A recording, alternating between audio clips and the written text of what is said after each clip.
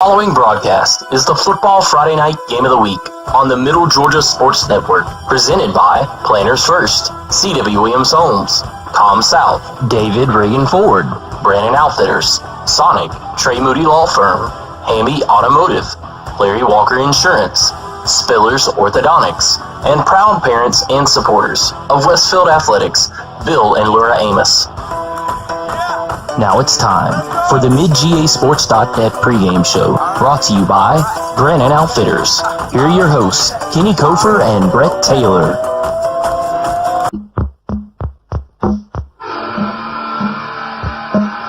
So it is first down and 10 for Westfield. It's 3.5 minutes to go before the half. Kenny's trying to keep us in jovial spirits up here as it's a little cold and he's showing us videos of wrestling moves. Randy's RKO moves. And they'll fake the handoff, and they're looking to go deep, and they got Giles wide open, and Giles makes the catch for the touchdown. As a defender back there, David Scott Chester, fell down at about the 20. They thought there should have been a flag, but no flag thrown. And that is a 37-yard touchdown pass from Ryan Fitzpatrick to Giles Amos.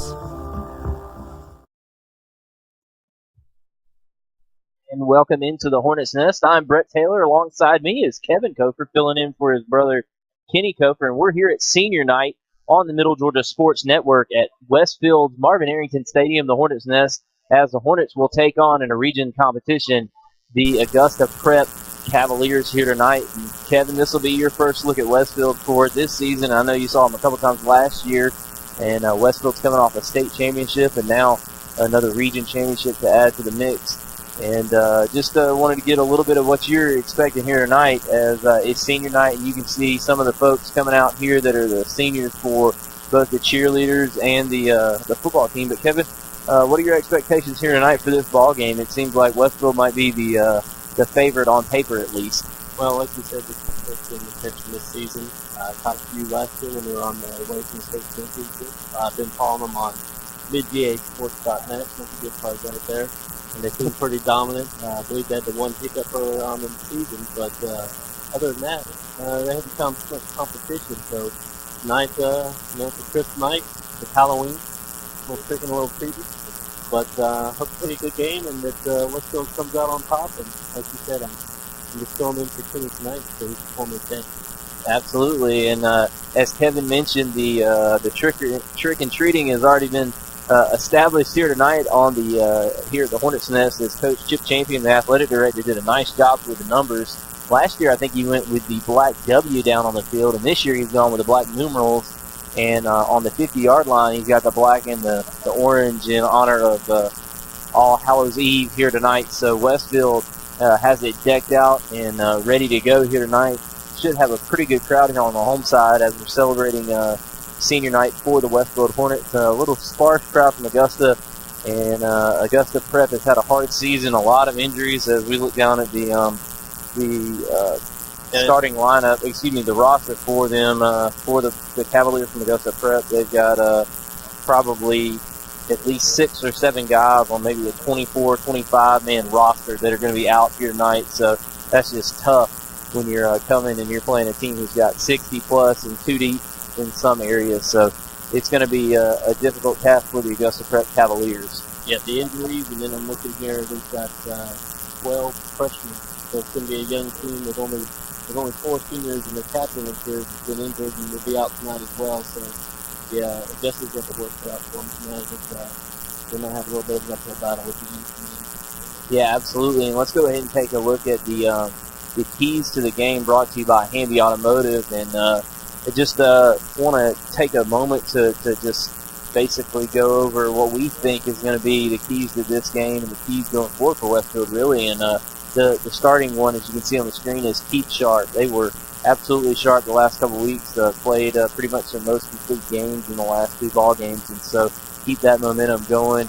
And keep the mindset of, one game focus. Don't get ahead of yourselves. You know, you got the playoffs coming up, but you want to continue to build on that momentum, and you got to make sure that you keep one game at a time in focus and not think about what could be down the road, because the game in front of you is going to be what allows you to be successful. It's not going to be, a future game that you might not play if you don't win. So you got to go ahead and start getting in that mindset. Continue the offensive line play. I tell you what, they've been dominant, Kevin, the last few weeks.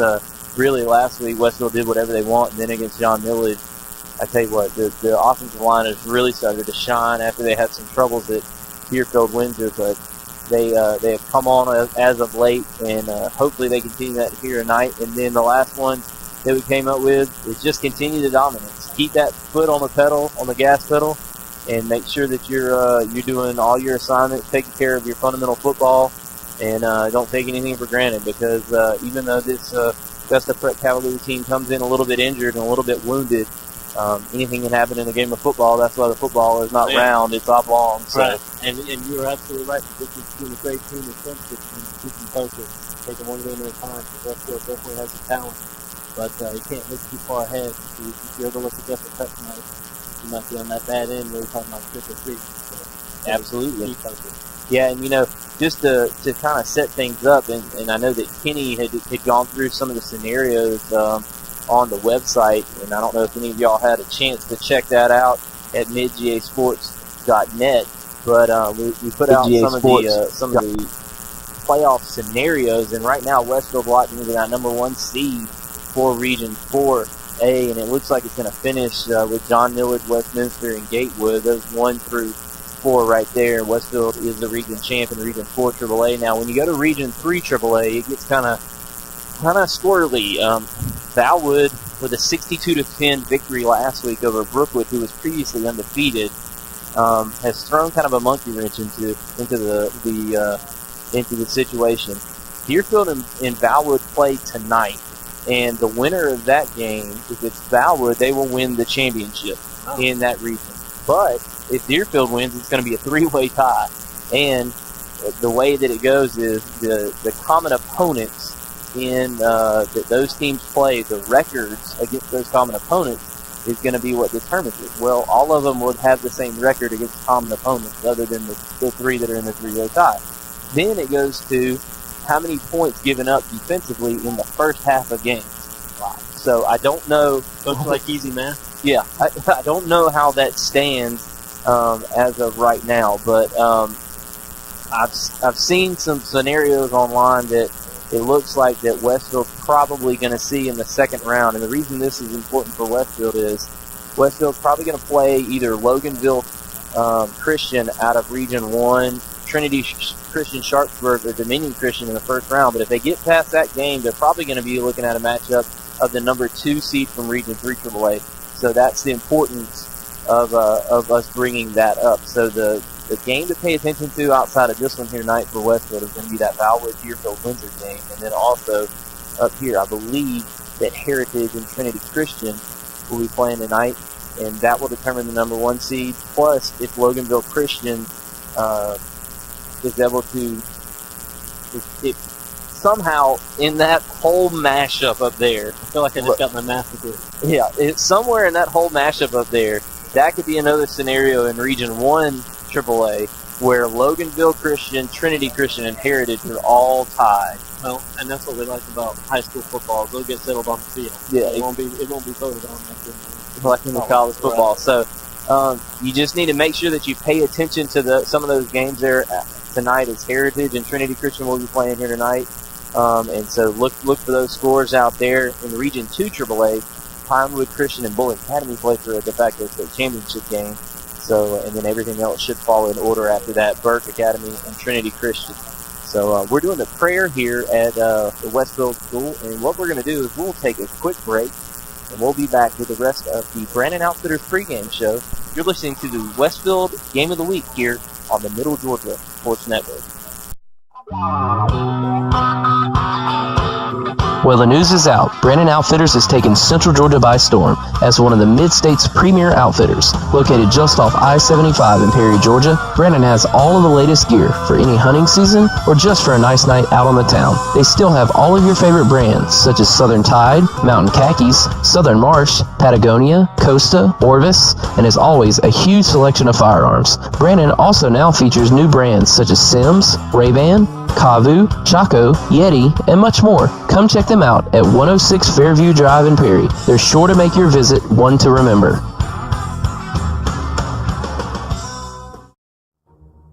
Have you been injured and are in need of legal representation? If so, call Trey Moody. Trey is a graduate of the University of Texas and Mercer Law School and has been practicing in the Middle Georgia area for over 22 years. Trey has tried over 70 cases to jury verdict and has recovered over $5 million for his clients. Trey has established himself as one of Georgia's most prolific personal injury trial attorneys. He is also a certified and registered mediator with the State of Georgia Office of Dispute Resolution. So if you want a respected attorney who can actually try your case if needed, call Trey Moody at 478-988-3114 for a free consultation or visit his office today at 921 Carroll Street in downtown Perry.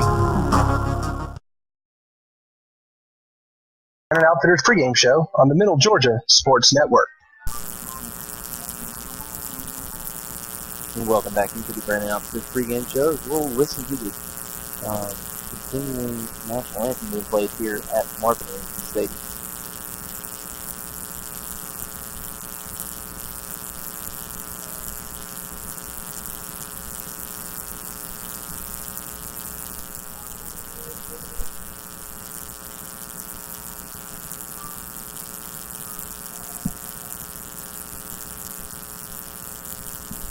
And an excellent job right there. A nice rendition of the national anthem.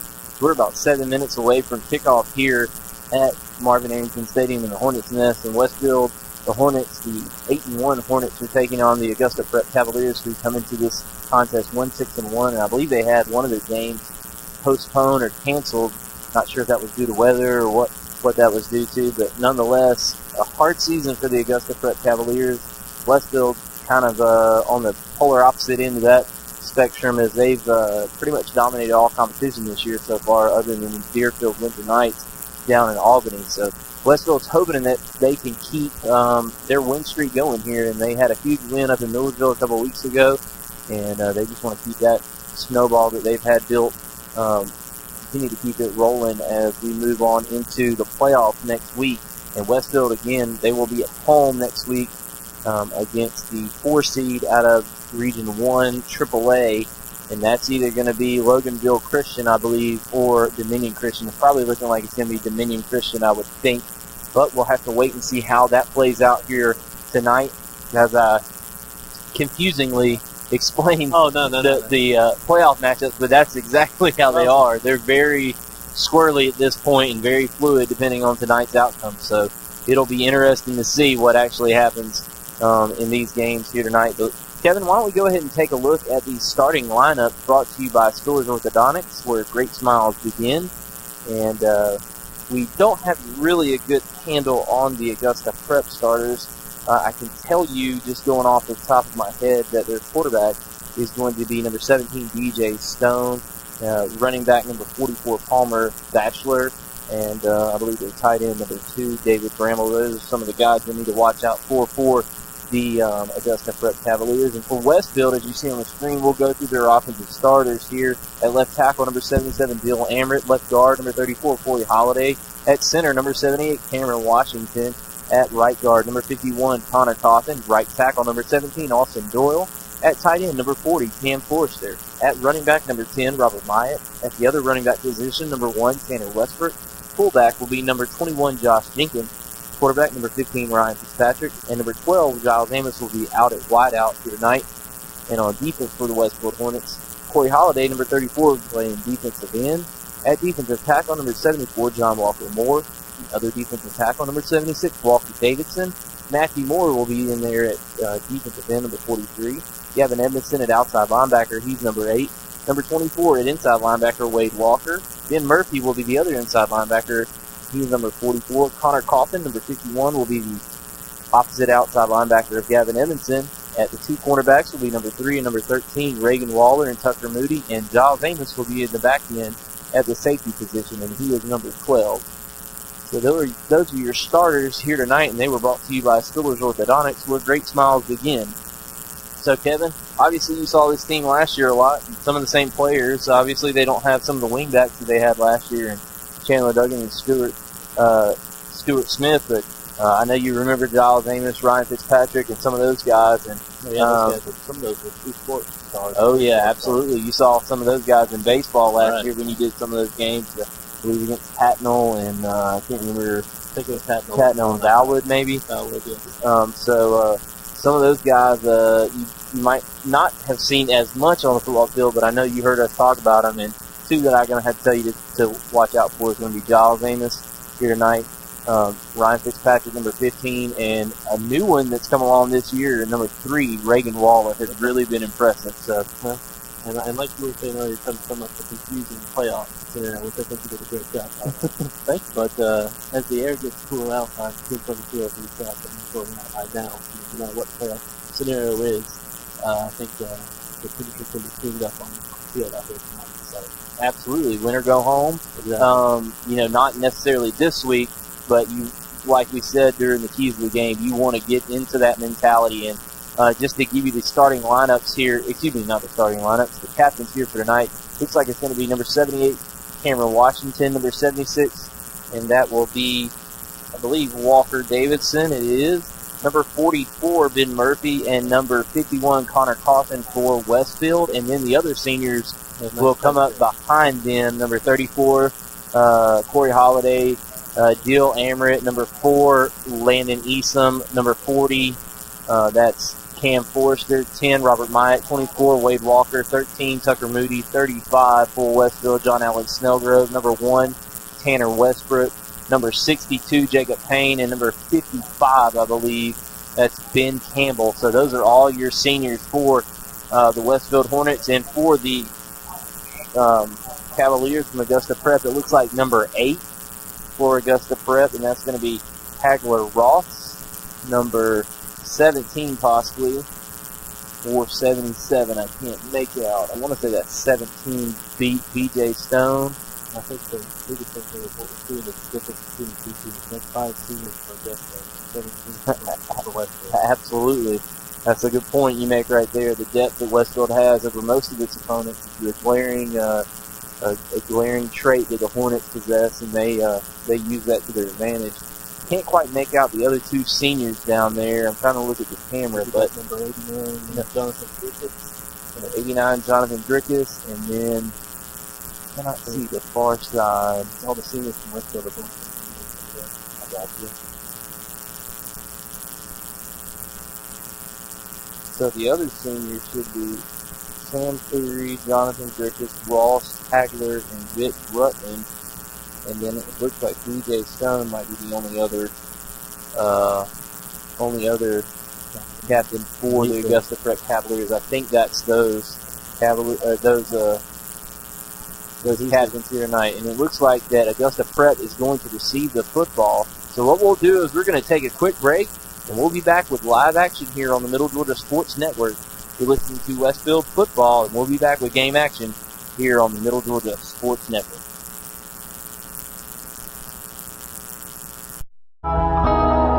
Spiller's Orthodontics is where great smiles begin. Whether you are an adult or a teen, they can make you smile. Dr. Don Spillers uses state-of-the-art technology and proven orthodontic techniques to provide his patients with the quality care they deserve. He offers Invisalign, Invisalign Teen, clear, and metal braces. No referral is needed, so call 478-953-2700 to schedule your complimentary evaluation and see why your friends love visiting his office.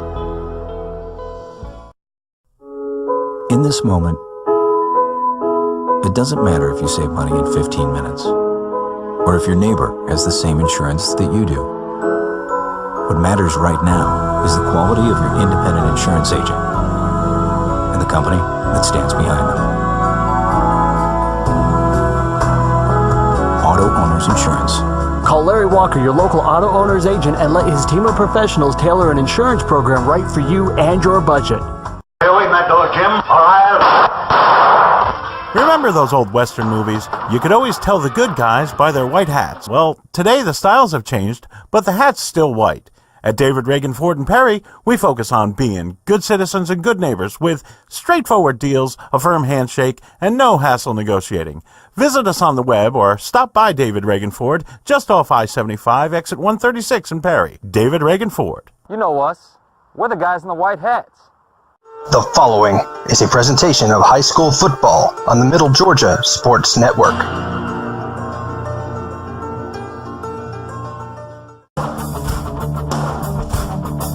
It's senior night at the Hornets' Nest as Westfield welcomes the Augusta Prep Cavaliers to close out the regular season. Will the Hornets send their seniors off on a good note, or will Augusta Prep ruin the festivities?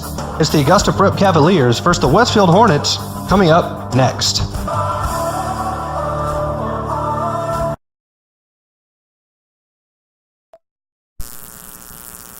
Welcome back into Marvin Arrington Stadium. I'm Brett Taylor. Alongside me, Kevin Kofer here tonight, filling in here in the first half for Kenny Kofer. Hopefully we see Kenny a little bit later on. But Robert Myatt's teed the ball up, and it looks like the Augusta Prep Cavaliers are ready to receive as the kick is away. And it is going to be knocked and touched down at the 1 yard line, and I think he's got to bring it out. And that's going to be a safety. Wow. It is, as it looked like it hit, I believe, number 85 or 89. Brendan Ailey.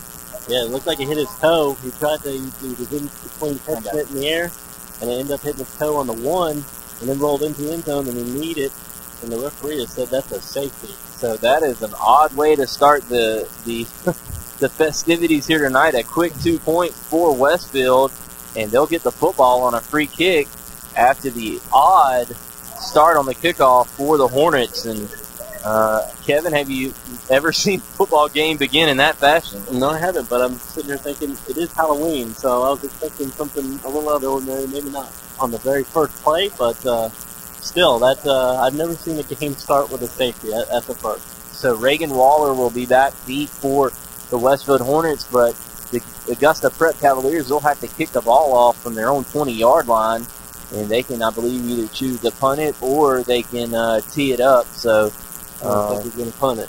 And I think he is going to punt it. So it'll be a free kick. So standing at their own 32-yard line will be Reagan Waller and Tanner Westbrook.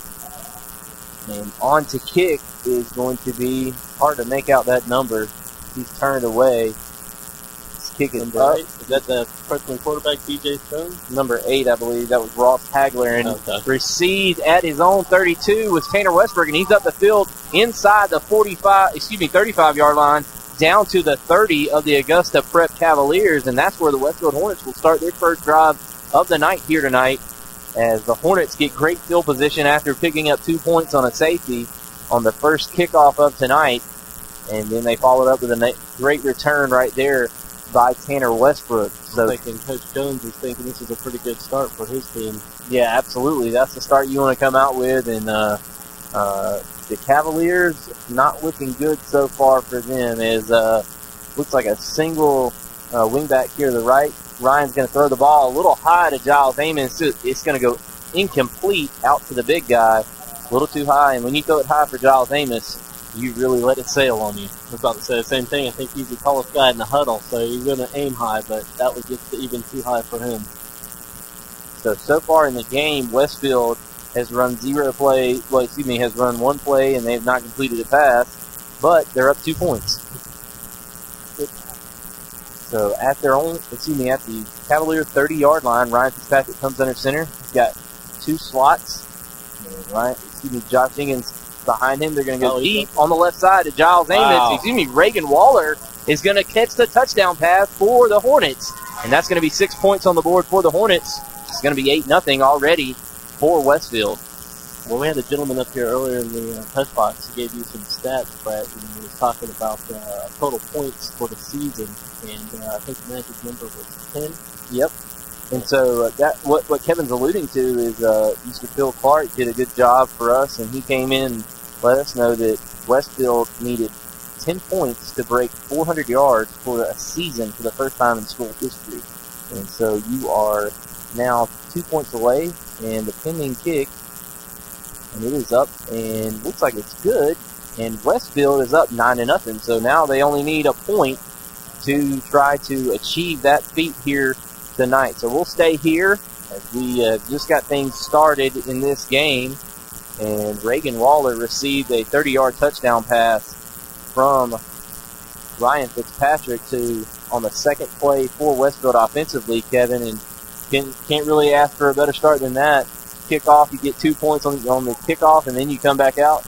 2 plays later, touchdown for Westfield, and they're up 9-0 with 11:40 left to go your first quarter. Yeah, I believe we're 20 seconds into the game, and it's 9-0. So I thought that this might be a little bit one-sided, but quickly this is starting to get a little bit out of control already for Augusta Prep, and hopefully they talk to their special teams and just need a solid, if anything, a return right here. So Robert Myatt will be out to kick, and it looks like back deep for Augusta Prep is number 28. That is Tej Patel. Number 85, and that is Brennan Ailey, excuse me. Looks like it's Snake out in the middle. And it looks like Ailey is going to let it go into the end zone this time, and it doesn't touch him, and it's going to be a touchback. So the Augusta Prep Cavaliers will come out onto their own 20-yard line to start their second possession of the game, already down 9-0. I believe the special teams coach said, spread the word. Everybody get away from that ball. It's not catchable. Absolutely. So Westfield's going to come out here on defense for the first time tonight. Already up 9-0. Then you got to feel good if you're a defensive player for Westfield. You come out and before you even play the play, your team's already up. So. Yeah, you got to appreciate a little bit of attrition, a little bit of air room. But we're about to see what Augusta can do here. So Stone hands the ball off to the fullback there, and fullback's going to pick up 4 yards on the carry out of the wing T. Out of the wing T formation, and he picks up 4 yards. It's going to bring up 2nd down and 6.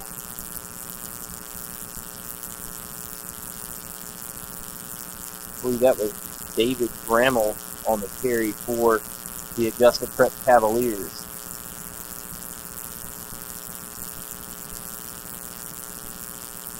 I'm going to give the ball off up the middle yet again, and he is stacked up there on the inside, and he's going to go for no yards. Good job right there by the Westfield interior of the defensive line. You give it to your 3rd down and 5 or 6, and they put some pressure on the freshman quarterback, DJ Stone, and he might have to make a play here to get this drive continued so Augusta can burn some clock. Yeah, Augusta Prep's coming out in the wing T formation as well. Now they have a slot on the right side and 2 backs, one right behind the center, one to the left of the fullback. Stone under center. He's going to hand the ball off to number 18. 18 finds a hole, and he's going to get out and go. He's at the 50, the 45-40, 35-30, 25-20, 15-10, 5. Touchdown for Augusta Prep. Joseph Shaver. And that was Joseph Shaver for Augusta Prep. Number 18, and he is a junior, and he goes 75 yards. 75 yards for the touchdown on just basically a sweep play to the right side. And I tell you what, that's a shock here for Westfield as they gave up a huge play right there on 3rd down and 6. Well, that was an answer. If they were looking for an answer, that was an answer. It looked like everybody was in the box, and once he cleared the line of scrimmage, it was just a foot race between him and the safety, and it's like we got offsides on Westfield here on the extra points. So Westfield, after giving up a long touchdown run, is going to commit a penalty. And now we're going to have another opportunity, are the Augusta Prep Cavaliers to kick this extra point. And out for kick is going to be Ross Hagler, number 8. We'll see if he can connect here on the extra point. It is up, and it is good. So the Augusta Prep Cavaliers cut the lead to 9-7. We'll take a quick break and be back with the rest of the first quarter. You're listening to Westfield Football here on the Middle Georgia Sports. Hey, wait a minute, though, Jim. All right. Remember those old Western movies? You could always tell the good guys by their white hats. Well, today the styles have changed, but the hat's still white. At David Reagan Ford and Perry, we focus on being good citizens and good neighbors with straightforward deals, a firm handshake, and no hassle negotiating. Visit us on the web or stop by David Reagan Ford just off I-75, exit 136 in Perry. David Reagan Ford. You know us. We're the guys in the white hats. On the athletic field and in the classroom, students at the Westfield School are preparing to meet the challenging demands of the 21st century. Our dedicated faculty teaches and inspires students from pre-K to 12th grade to think critically and learn globally, preparing our students for college in a Christian environment that has been the Westfield mission for more than 44 years. And our students excel. From football to chorus, art to tennis, and basketball to debate, Westfield students aspire to be champions. It's the Westfield experience. To learn more about the Westfield School, visit our website, westfieldschool.org, or call our admissions office at 987-0547. The Westfield School, ready for college, ready for life. And now, back to the gridiron with Kenny and Brett on the Middle Georgia Sports Network. Welcome back into the Hornets' Nest. Ross Hagler going to kick a squib kick. It's fielded by Connor Coffin. He's going to try to get upfield, and he's going to be met at the 32-yard line. And that's going to be where Westfield starts their second possession here tonight, up 9-7. But nonetheless, Westfield has lost some momentum in this game, Kevin, as an unexpected 75-yard touchdown run by Joseph Shaver. And he goes 75 yards on 3rd down and 6. I was and scores a touchdown. For a game, I just don't think everybody else would want to do like this here, but that's it. You can come back to real big if they're going to. Absolutely. As Ryan's under center, man in motion, going to hand it off here to the near side, and Augusta Prep does an excellent job getting to the across the line of scrimmage and making a 2-yard stop. And I believe that was Tanner Westbrook on the carry, and it was, and he's going to lose 2 yards on that play. It's still early, but you kind of think that maybe Augusta Prep had a few jitters coming out, and now that might be a pass, and they're stepping in there. Yeah, and they're going to give it all they have. This is their last game. They're playing the defending state champions. And with 5:33 left to go here in the first quarter, Westfield is having a battle here with the Augusta Prep Cavaliers, and the Cavaliers are hanging in nicely. Ryan's going to come under center. Traditional wing T look. Going to hand the ball off to Tanner. Tanner's got it wide open. Cuts back across the 40, 50, 40-yard line, 35, 30, 25, 20, 15, 10, 5. And it's going to be a touchdown. Westfield, no flags. And your score now is going to be extended to 15-7. Fireworks going on all over the place. And that's going to be a 70-yard touchdown run right there by Tanner Westbrook. Right, yeah, they just matched one big play with another, and actually a pretty good block there by Reagan Waller down there towards out of 20. They started to catch up to Tanner Westbrook, and he kind of threw a running block there that broke him the remaining 20 yards. Yeah, almost boxed him out, it looked like. Yeah. Good job right there, as on to hold will be Tanner, and Griffin Elmore will be on to do the kicking for Westfield. Snap. That kick is up, and it is good, it looks like. And Westfield is on top 16-7 with 5:09 left to go here in the first quarter. And that was a historic run because that just broke the season scoring record on that 70-yard run there by Tanner Westbrook. So as Kevin has alluded to, the first time in school history that Westfield has gone over 400 points for the season with that 70-yard touchdown run by Tanner. So he loses 2 on the first play, and then he gains 70 on the next and goes for the touchdown, and Westfield is on top 16-7. And I've added in a new little wrinkle into my stat program here, and I haven't been able to use it yet because nobody's got a first down. Well, I'm trying to calculate first downs, but nobody can slow them down for you. Nobody has one yet. So yeah, we'll forgive Tanner on that first down run of 3 yards for that 70 made up. I think we just want to bust it a little. So Robert's going to be out there to kick it off. Let's take a quick look at the stats brought to you by ComSouth. There's your score. Westfield has rushed the ball 2 times for 68 yards and thrown 1 of 2 for 30 yards. And they have a rushing touchdown and a passing touchdown. So good job right there by the Westfield Hornets offensively. That's brought to you by ComSouth. The kickoff is deep over to 85, Brennan Ali. He fumbles the ball, and he's going to be tackled at the 15-yard line. Big lick there by Connor Cawthorn. Connor Coffin. Yeah, he put a big lick on him. He fumbled the ball there on the kickoff again. Picked it up and only could get to the 15-yard line. So your brother Kenny had a terrible time with Connor Coffin last year. And hereditary. Huh? It's hereditary. Yeah, it's hereditary. And Charlie Ayers He kept wanting to call him Iyer or something. I don't know. But nonetheless, Kenny does a great job. But we got to rib him every once in a while. But Augusta Prep will start on their own 15-yard line, come out in the wing T formation. Stone's going to be under center. And we'll see what the Cavaliers can answer with here, as Shaver went 75 yards the last time. Maybe we might see him again. They're going to hand the ball off to the fullback up the middle, and nothing going there. I believe that was number 2, David Bramall. It looks like what they're playing for that run, they've got all 11 within 5 yards of the line of scrimmage. And so if he breaks it like he did last time, once he gets past that line of scrimmage, it's a big play time. Yeah, so no gain on that carry. And Kevin, you bring up a very interesting point. A very similar play happened up at John Millage, 4th down and 1 to go, and Westfield stacked the box, and they broke that first wave of defense and went all the way for the touchdown. And that's, I believe, what happened the last time Westfield was out. Maybe Westfield can play a little bit more discipline here on this play. It looks like there might be a timeout. There is, so we'll take a timeout with them. Westfield on top, 16-7. You're listening to the Westfield Athletics Game of the Week here on the Middle Georgia Sports Network. Spillers Orthodontics is where great smiles begin. Whether you are an adult or a teen, they can make you smile. Dr. Don Spillers uses state-of-the-art technology and proven orthodontic techniques to provide his patients with the quality care they deserve. He offers Invisalign, Invisalign Teen, clear, and metal braces. No referral is needed, so call 478-953-2700 to schedule your complimentary evaluation and see why your friends love visiting his office. In this moment, it doesn't matter if you save money in 15 minutes, or if your neighbor has the same insurance that you do.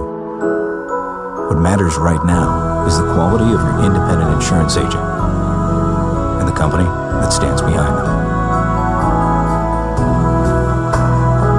Auto Owners Insurance. Call Larry Walker, your local auto owner's agent, and let his team of professionals tailor an insurance. Welcome back into the Hornets' Nest to the Football Friday Night Game of the Week on the Middle Georgia Sports Network. As number 2, David Bramall was on the carry yet again there for the Cavaliers. He picks up 4 yards on the play, and it's going to bring up yet again a 3rd down and 6. And this has been the lucky down for the Cavaliers from Augusta Prep, and hopefully Westfield can do a little bit of better job on this play.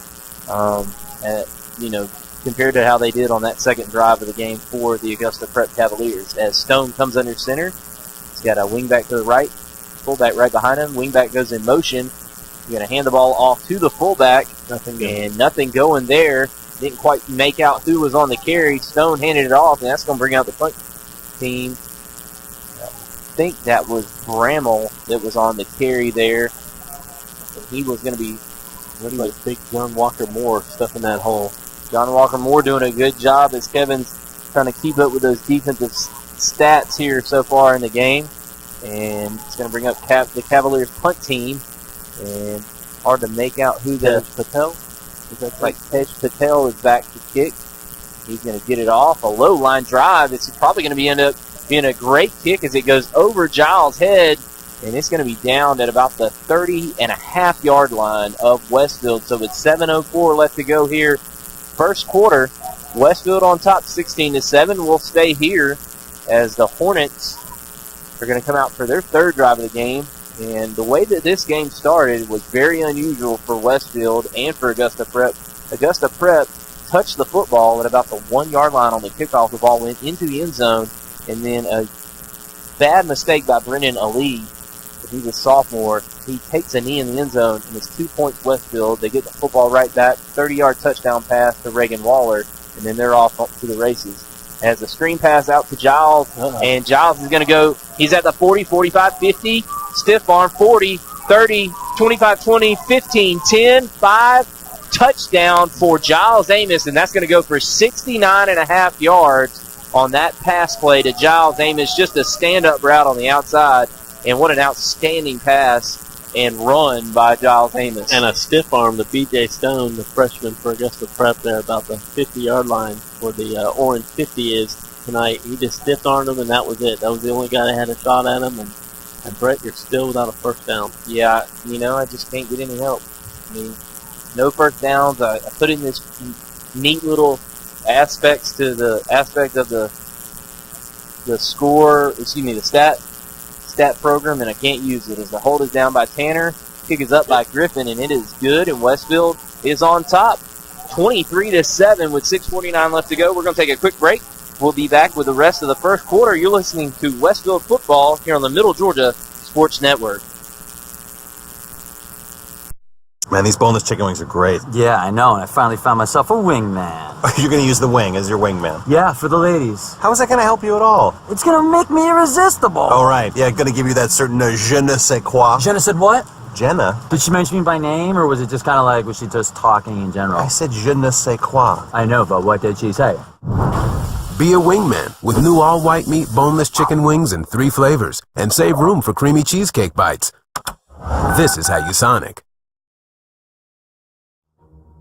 Have you been injured and are in need of legal representation? If so, call Trey Moody. Trey is a graduate of the University of Texas and Mercer Law School and has been practicing in the Middle Georgia area for over 22 years. Trey has tried over 70 cases to jury verdict and has recovered over $5 million for his clients. Trey has established himself as one of Georgia's most prolific personal injury trial attorneys. He is also a certified and registered mediator with the State of Georgia Office of Dispute Resolution. So if you want a respected attorney who can actually try your case if needed, call Trey Moody at 478-988-3114 for a free consultation or visit his office today in downtown Perry.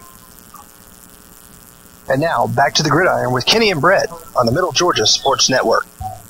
As we come back here into the Hornets' nest, and the ball is fumbled around by Ali again, and Westfield just kind of picking on him as he's just able to fall on the football at the 12-yard line of his own, and Augusta Prep will start there, their own 12-yard line, down 23-7 here with 6:45 left to go first quarter. I believe that's 3 kickoffs, and they've had trouble with each one of them so far on Augusta Prep with hitting them in the chest and then bouncing like 5-10 yards forward. So they're actually pretty good at keeping the ball there because that could have been easily another turnover. Yeah, absolutely. Stone is going to bring his Cavaliers to the line. He's got a fullback right behind him.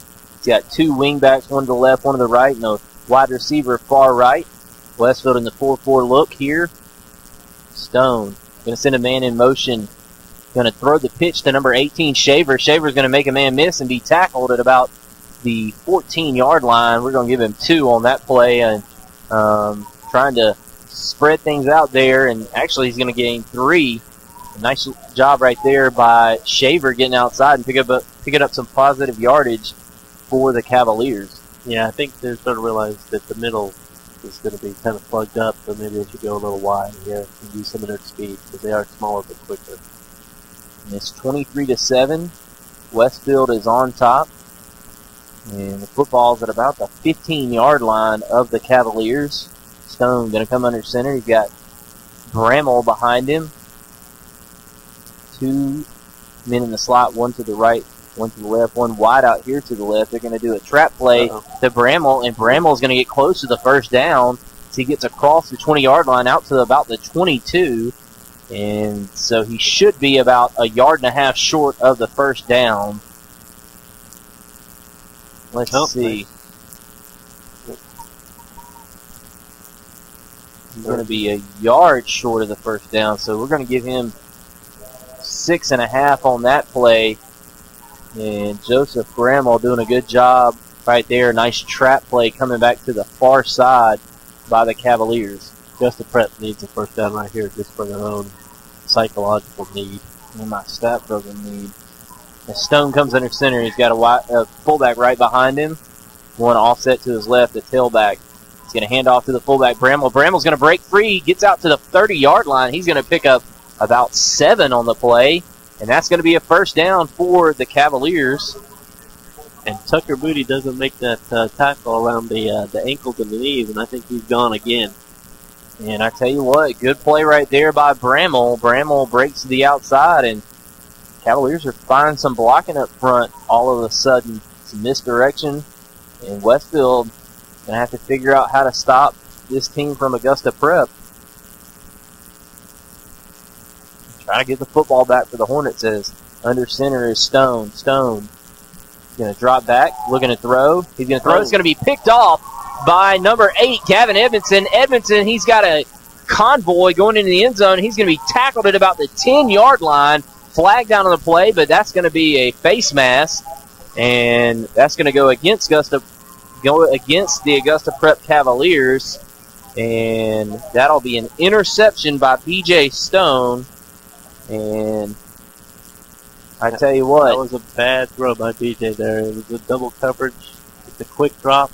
It's like a 3-step and throw it and threw it right to Gavin Edmondson. He tried to go with the tight end pop pass, and it did not work out. So it's going to be half the distance to the goal. I believe Gavin was tackled at the 2-yard line, the 10-yard line. So that should be a 5-yard penalty right there. And it's going to put it down to the 5-yard line. And so he's got to get it. They're still trying to mark it. Looks like the 8. Excuse me, they marked it all the way. I thought he was tackled at the 10, so that's actually going to work out to be a 4-yard penalty. Yep. They are first and goal from the 4. First and goal from the 4-yard line, as Kevin mentioned. Westfield already on top 23-7, and the Hornets inside the red zone after the interception by Gavin Edmondson. A great play right there. He almost scored a touchdown, getting all the way inside the 10-yard line down to the 8, and the penalty tax on 4 more. Half the distance to the goal. Ryan, a little confused. He's under center. He's got slot to the left and the right. He sends Robert Might in motion, hands the ball up the middle to Josh Jenkins. He goes in for the touchdown from 4 yards out, and Westfield adds to the lead. The score is now 29-7, and that split open like the Red Sea from our angle here. He went in untouched from 4 yards out. It could have been 40 yards out. He wasn't going to be touched on that play. Absolutely. Excellent job blocking up the middle, as Kevin so eloquently puts it. The Red Sea parted, and Josh Jenkins rode through like Moses. I guess you could say the Cavaliers are Pharaoh's chariot. I don't know. They got 4 minutes left here. First quarter, the kick is up, and it looks like it is good. It is good by Griffin Elmore. That's going to be 30-7. So we'll take a quick break. Westfield on top 30-7, and they continue to just build on this lead. You're listening to Westfield football on the Middle Georgia Sports. Go free times 3 this summer with ComSouth. Upgrade to any gold or higher value package and get the first month free, get free activation, and ComSouth will make the installation free too. Plus, as an added bonus, upgrade to high def and receive HD TV, you guessed it, free for 3 months. That's a whole lot of free for great telephone, wireless, state-of-the-art cable TV, and high-speed digital internet. Visit ComSouth.net for more details or stop by any of our convenient locations in Cochran, Hawkinsville, Perry, and Fort Valley. Well, the news is out. Brandon Outfitters has taken Central Georgia by storm as one of the Mid-State's premier outfitters. Located just off I-75 in Perry, Georgia, Brandon has all of the latest gear for any hunting season or just for a nice night out on the town. They still have all of your favorite brands such as Southern Tide, Mountain Khakis, Southern Marsh, Patagonia, Costa, Orvis, and as always, a huge selection of firearms. Brandon also now features new brands such as Sims, Ray-Ban, Kavu, Chaco, Yeti, and much more. Come check them out at 106 Fairview Drive in Perry. They're sure to make your visit one to remember. Make your visit one to remember. Welcome back into the Hornets' Nest to the Football Friday Night Game of the Week on the Middle Georgia Sports Network. Welcome back to the Hornets' Nest as the tackle is made by the Hornets at about the 22-yard line of the Cavaliers. The Cavaliers not having much luck here early in this game other than the 75-yard touchdown run by Schaefer. Hitting West of it that time. That's the first time this is the picture that started. As Stone comes under center with a wishbone look behind him. Trying everything they can. They're going to pitch the ball to Shaver. Shaver gets to the outside, and he is going to be knocked down at about the 24-yard line. And a stop right there after about a yard gain. John Snellgrove got in on that tackle. A couple of yards, like I said, they keep running it wide now. I think they started to learn that there's nothing going in the middle, so they'll go wide right. Just trying to change things up to keep Westfield off balance, but like you said, just nothing going up the middle. The one play after they busted it, Westfield kind of stacked the box trying to stop them on third down. But other than that, Westfield has pretty much dominated from a defensive standpoint. 3:30-29 left to go here first quarter. Westfield on top 30-7. Stone sends a man in motion, tries to hand the ball off up the middle. He's going to go wide to the right and be stopped after that. That play was blown up from the start. They were there for the handoff. I think it was that big number, John Walker, number 74, was there right when they were trying to do the handoff and busted that play all up. So we'll give B.J. Stone a yard on that, as it looks like he fell forward after the initial stop by John Walker Moore. And John Walker Moore comes around the side and makes a tackle from behind after he gets into the backfield. So 2:52 left to go here first quarter. Westfield on top 30-7. B.J. Stone bringing his Cavaliers to the line, and they haven't had much success other than the run by Joseph Schaefer. Stone going to drop back, throw the ball deep. He's got a man, but the ball's going to be overthrown by about 3 yards, incomplete. And that was 3rd down and 8. Going to bring the punting unit on, and Tej Patel is going to come out for the Cavaliers. Back deep to receive will be Giles Amos, number 12. A lot of pressure on B.J. Stone, the freshman quarterback. Now you get down this much, and they're going to have to start kind of throwing the ball and try to keep the team at least somewhat into it. So Yeah, and bad you know, situation. if Westfield comes out here and has another scoring drive, it could be the running clock here shortly. I don't know if we'll do it in the first half, but better punt this thing. As Giles makes a fingertip grab at about the 42-yard line, so Westfield will take over from there, and Westfield will be at their own 42-yard line on top 30-7. So we'll stay here and see Ryan bring out his troops, as we've just had a famous man join us in the booth up here. Kenny Coper made his arrival tonight. Daddy Duties are full over. of candy. Daddy Duties, check that box. Yeah, I did mine before the game, and we're not really a Halloween family, but you know, you got a 15-month-old at the house. Kenny's got a 4-year-old. Got to do those fatherly duties, but somebody had to come and start this game. As the ball is going to be handed off on a counter to Robert Myatt. Myatt up the field out to about the 49-yard line, and a nice 7-yard gain right there by Robert Myatt. Yeah, he kind of stopped after he took the ball, looked left, looked right, and he said, "Let me go up the middle for 8 yards." Just go up the gut here. That's one thing. I guess the team looks like they have a lot of heart, but they're a smallish team, and it's taking a lot of gang tackles to bring down these Westfield offenders.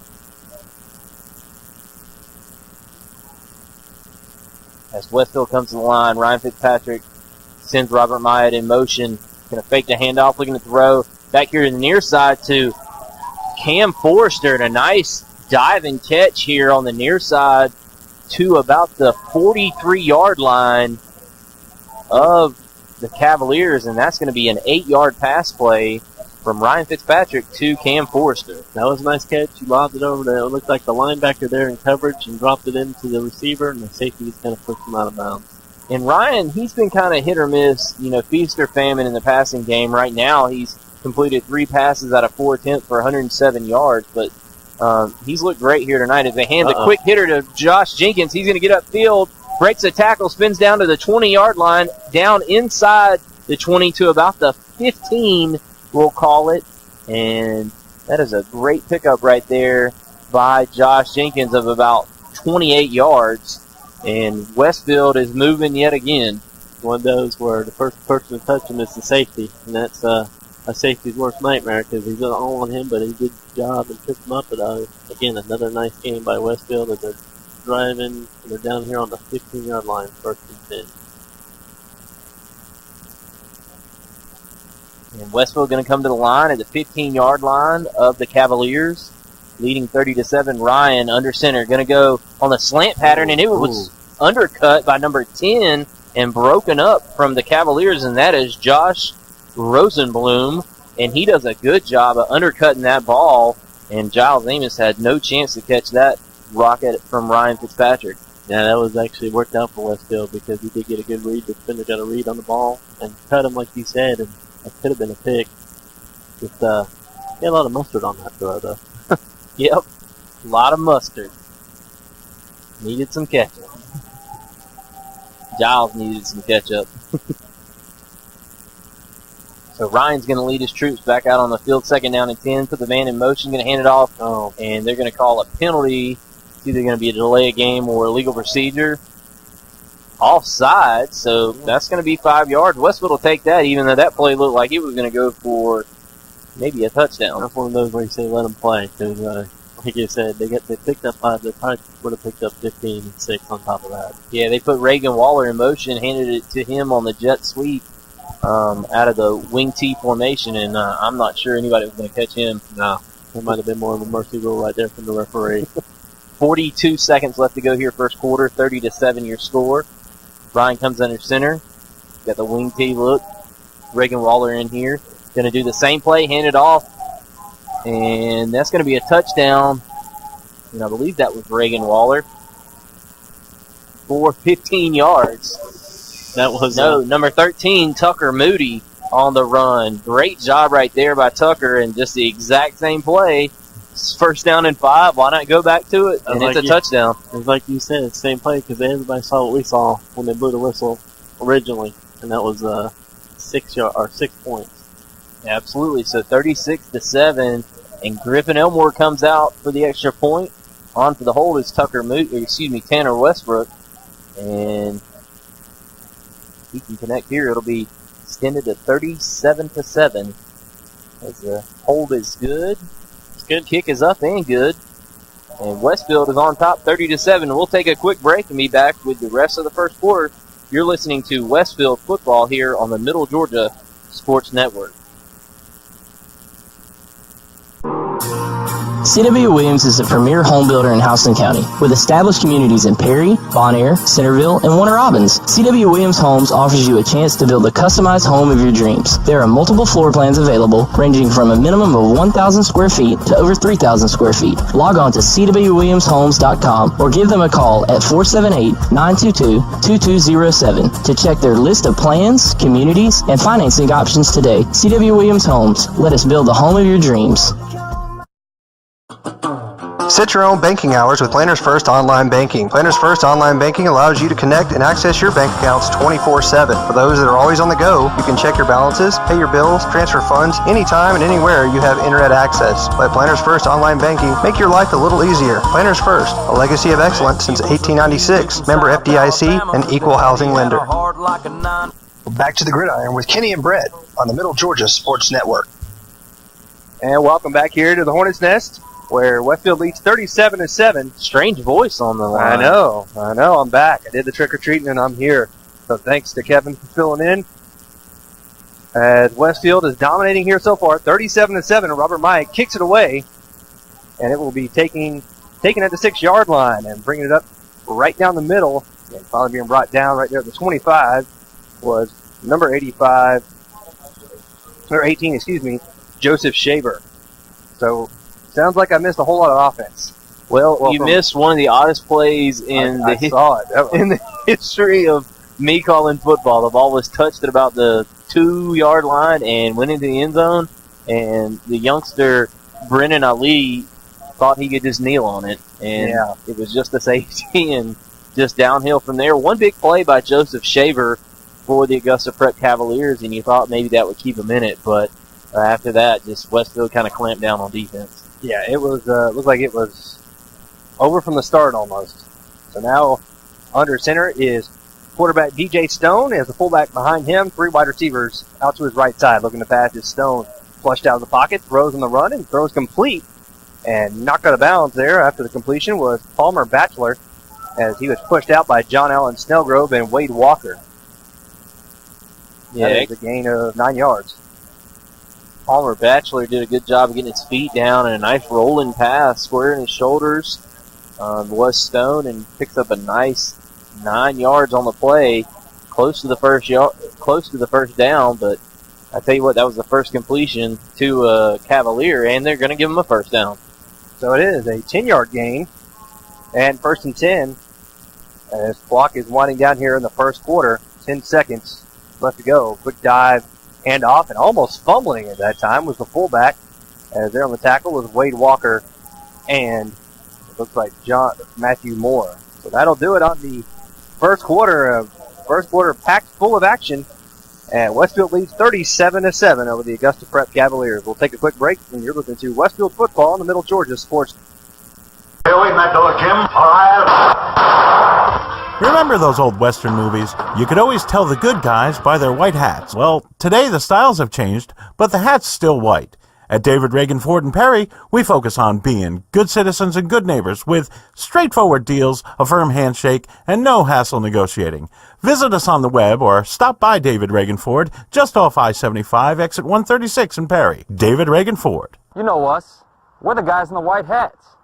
On the athletic field and in the classroom, students at the Westfield School are preparing to meet the challenging demands of the 21st century. Our dedicated faculty teaches and inspires students from pre-K to 12th grade to think critically and learn globally, preparing our students for college in a Christian environment that has been the Westfield mission for more than 44 years. And our students excel. From football to chorus, art to tennis, and basketball to debate, Westfield students aspire to be champions. It's the Westfield experience. To learn more about the Westfield School, visit our website, westfieldschool.org, or call our admissions office at 987-0547. The Westfield School, ready for college, ready for life.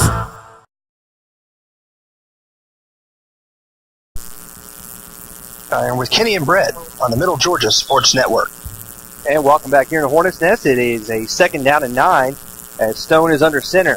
He's going to keep himself on the right side, and he is hit hard and brought down there. Wade Walker and Landon Easom there on the tackle.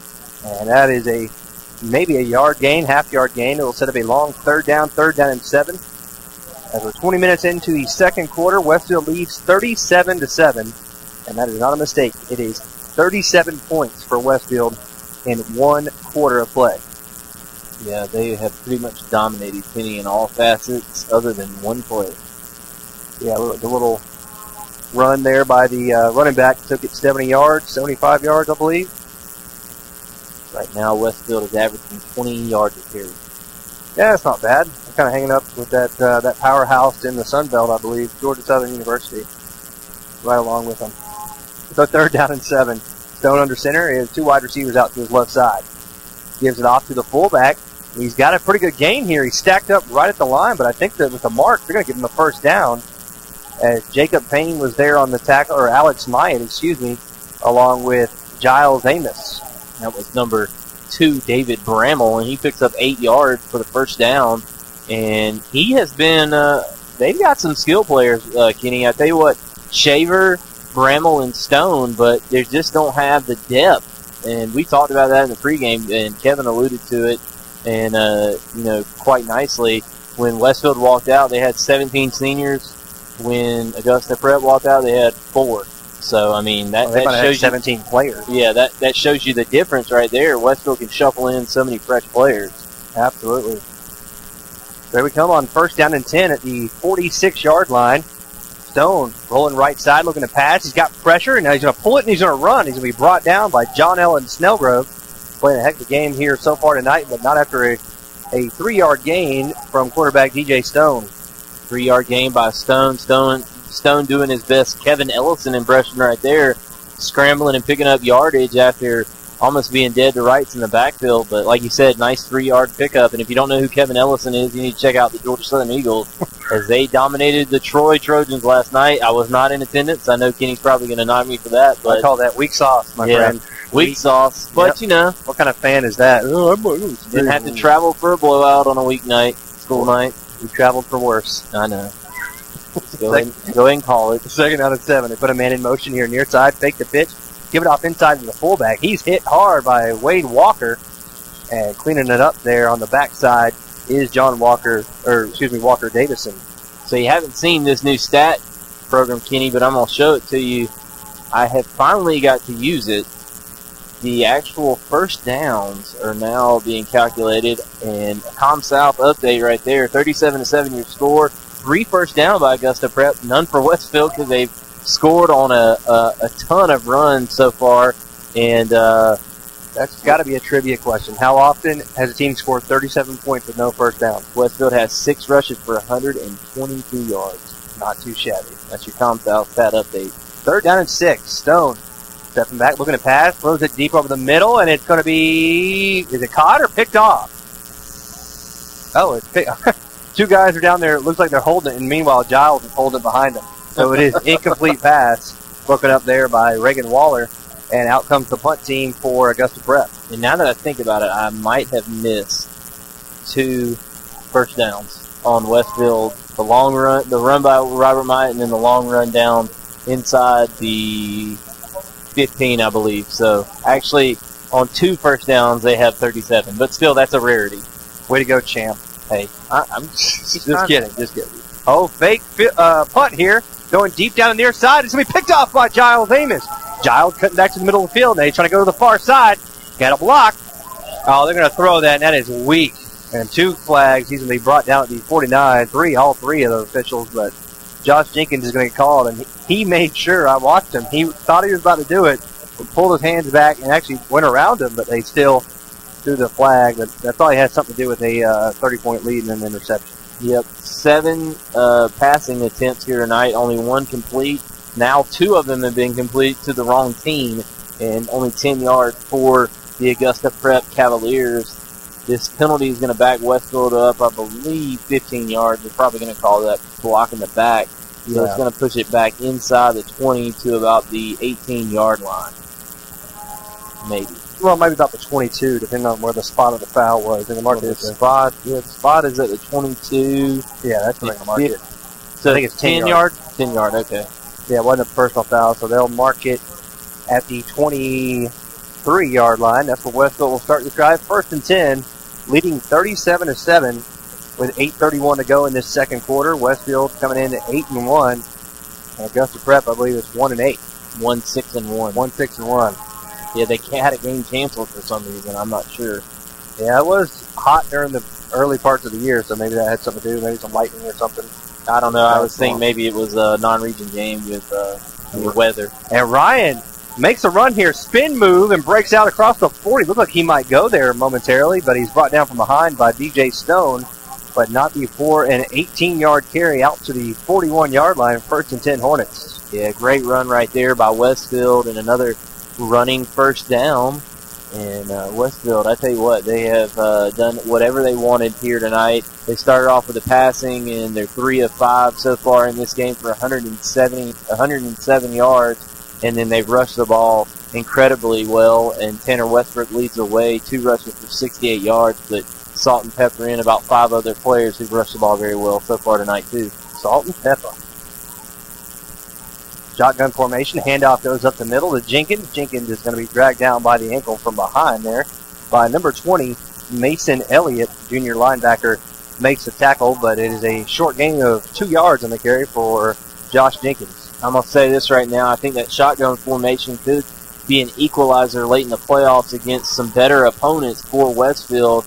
It just gives a little bit different look and changes the angles for defenses trying to defend this Westfield rushing attack, and I think it could be, something that Westfield can add to the arsenal and be very effective to try to open the run game up. And Ryan's going to roll here near side. He throws complete out to Giles Amos at the 48. Giles stiff arms. He's going to be knocked out of bounds at the 43-yard line, but that is a gain of 10 yards on the reception and a first down for Westfield. Yeah, excellent job right there by Giles Amos, and I tell you what, he has done a great job here tonight. He has a 70-yard reception. That was actually 14 yards. I apologize. 14 yards on that reception. He has a 70-yard reception for a touchdown and a 14-yard reception right there. So Giles Amos getting it done so far tonight. And the lineup with like the inverted wishbone here with the deep back being Tanner Westbrook. They'll take the handoff, follow his blocks off the right side, and stutter stepping, still on his feet. I think the Cavaliers thought the play was over, and there goes Tanner inside the 25, down to the 21-yard line. That is a gain of 22 yards, but there is a flag down at the 32. Not sure what the penalty will be, but it looks like the Hornets might be expecting it's on them. Yeah, I think this might be a dead ball penalty of some sort. Playing without the helmet? I think somebody just got thrown out. I think it might be in a punch from a player. No, on Westfield? Yeah, Corey Holiday. Was that who it was? Corey Holiday? Uh-oh. Wow. So Corey, I think, was just the ejected from the game. I missed that. I did see a player run off for Augusta Prep with their helmet off, but I'm not exactly sure what caused that. Let's see. Let's keep an eye on Corey. Hopefully, I mean, that's important in a game like this because that's your defensive end and your starting guard. Yep. And going into the playoffs, you're going to need your big guys. And Corey's down there, so I don't know if he got kicked out or not, but he's getting talked to by Coach Fowler and Coach Jones at the moment. And I'm sure they're letting him know that. Corey's a pretty mild-mannered guy, so something obviously got under his skin, and hopefully they just let him rest the rest of the way if he wasn't thrown out. Yeah, we've seen some of that stuff go on before, and officials kind of being, a little bit nice with the fact that it was, it could affect future down the road, but it just depends on what he did. So that is a 15-yard penalty, and will push them back to the 48-yard line. So it's 1st and 10 there for Westfield to put Robert Might in motion, and dropping back the passes. And picked off, incomplete now, falls out of the hands of B.J. Stone. I'm not sure what Ryan Fitzpatrick was looking for. He had two receivers over there, like Tanner Westbrook and Josh Jenkins, just overshot him. Yeah, that play right there, it looked like he just was in between on the route, and like you said, I don't know if his depth perception was off, and he just threw it a little bit too far, but with 6:18 left to go here in the first half, you would think that this would be staying pretty much on the ground the rest of the way. But Coach Jones trying to stretch things out and prove he can throw the football here, and maybe give multiple things to look out on film for future playoff opponents. But nonetheless, Westfield is dominating this game, but don't want to let a team back into it. So incomplete pass brings up 2nd down and 10. Give it off to Robert Myatt. Myatt following his blocks. He's coming here near side now, across 35, 30, and he'll be still on his feet and step out of bounds at the 24-yard line. Well, they'll mark him, so that's a 24-yard gain on the carry. And Westfield has 1st and 10 now, just outside the red zone at the 24-yard line, leading by 30 points with 6:07 to go in this second quarter. Yeah, an excellent run right there by Robert. He picks his way down the left sideline here, and not only does he do that, he's not able to be brought down by those Cavaliers. He's so strong, he just stays on his feet. They thought he kept going. He actually stepped out of bounds at the 24, and he got hit again at about the 19-yard line. Watch for Reagan Waller possibly on this. They take the handoff around the end and give it to Josh Jenkins. Jenkins dancing. He's going to fumble at the 1. It's going to go out of the back of the end zone. That should be a touchback. They're going to say it's a touchdown. No, he said it was a safety, but he doesn't understand what he's doing. I think that should have been a touchback. He's fumbled at the 1. Yeah, there you go. Now he's doing the signal for carrying the basketball.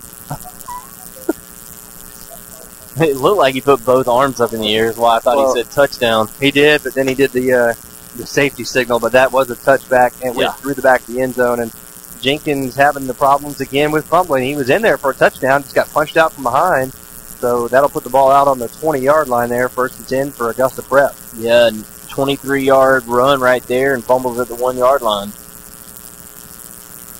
No carrying in football. 1st down and 10 for Augusta Prep. So Westfield is not playing their cleanest game. I mean, you don't expect to say that when it's 37-7, but they made some mental errors themselves, a couple of personal fouls, and they're a turnover.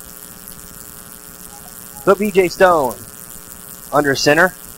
He'll give the quick handoff there to the fullback, and the Hornets were not faked out at all on that. And Wade Walker's pointing that it's Westfield ball, but it is not. But Walker Davidson there on the tackle, along with Alex Myatt and Austin Doyle.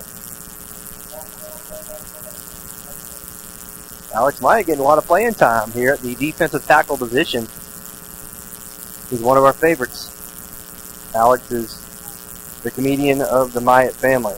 So there's timeout on the field. So, Brett, why don't we take a timeout with them with 4:54 to go before halftime. 37-7, Westfield leads. You listen to Westfield football in the Middle Georgia Sports. Spiller's Orthodontics is where great smiles begin. Whether you are an adult or a teen, they can make you smile. Dr. Don Spillers uses state-of-the-art technology and proven orthodontic techniques to provide his patients with the quality care they deserve. He offers Invisalign, Invisalign Teen, clear, and metal braces. No referral is needed, so call 478-953-2700 to schedule your complimentary evaluation and see why your friends love visiting his office. In this moment, it doesn't matter if you save money in 15 minutes, or if your neighbor has the same insurance that you do. What matters right now is the quality of your independent insurance agent and the company that stands behind them. Auto Owners Insurance. Call Larry Walker, your local auto owner's agent, and let his team of professionals tailor an insurance program right for you and your budget. Welcome back into the Hornets' Nest to the Football Friday Night Game of the Week on the Middle Georgia Sports Network. Welcome back here on 2nd down and 11. Stone gives it off to the fullback again. He's swallowed up inside. This time Walker Davison in there on the tackle. Walker already with 6 tackles here in this first half. And they got, like I heard you and Kevin talking about there, how often you can try to pound the middle of that defense. There is no room to run there. You're going to have to get on the edges. Yeah, the edges are going to be where the success is, and really the counter plays has been what Augusta Prep has had the most success at, and Shaver has been one of those players that can get on the edge, but Westfield right now in the middle, they're just so stingy, and like you said, they're swallowing those interior runs up for Augusta Prep. Stone dropping back, looking to pass. He's going to go deep down the middle here. He's looking up and incomplete. Tucker Moody slipped as he was trying to plant and come back. They were looking for number 18, Joseph Shaver, and he actually had the position, went up, and just went through his hands incomplete. Good job right there by Tucker, and I tell you what, Westfield has done the job in the defensive backfield. And nothing going really for Augusta Prep, and Tej Patel's going to come on again to punt. So on the punt, I believe that's number 8, Ross Hagler. Okay, they've changed him out. They got Hagler out there to punt it, and Giles Amos back deep at the Augusta Prep 45-yard line. They faked it the last time and was picked off. That's what they do here. This time they're actually going to punt, and it's a great punt from Hagler. Beautiful spiral punt will go down inside the 30 and will be touched down at the 22-yard line. That is quite a boot there from Ross Hagler.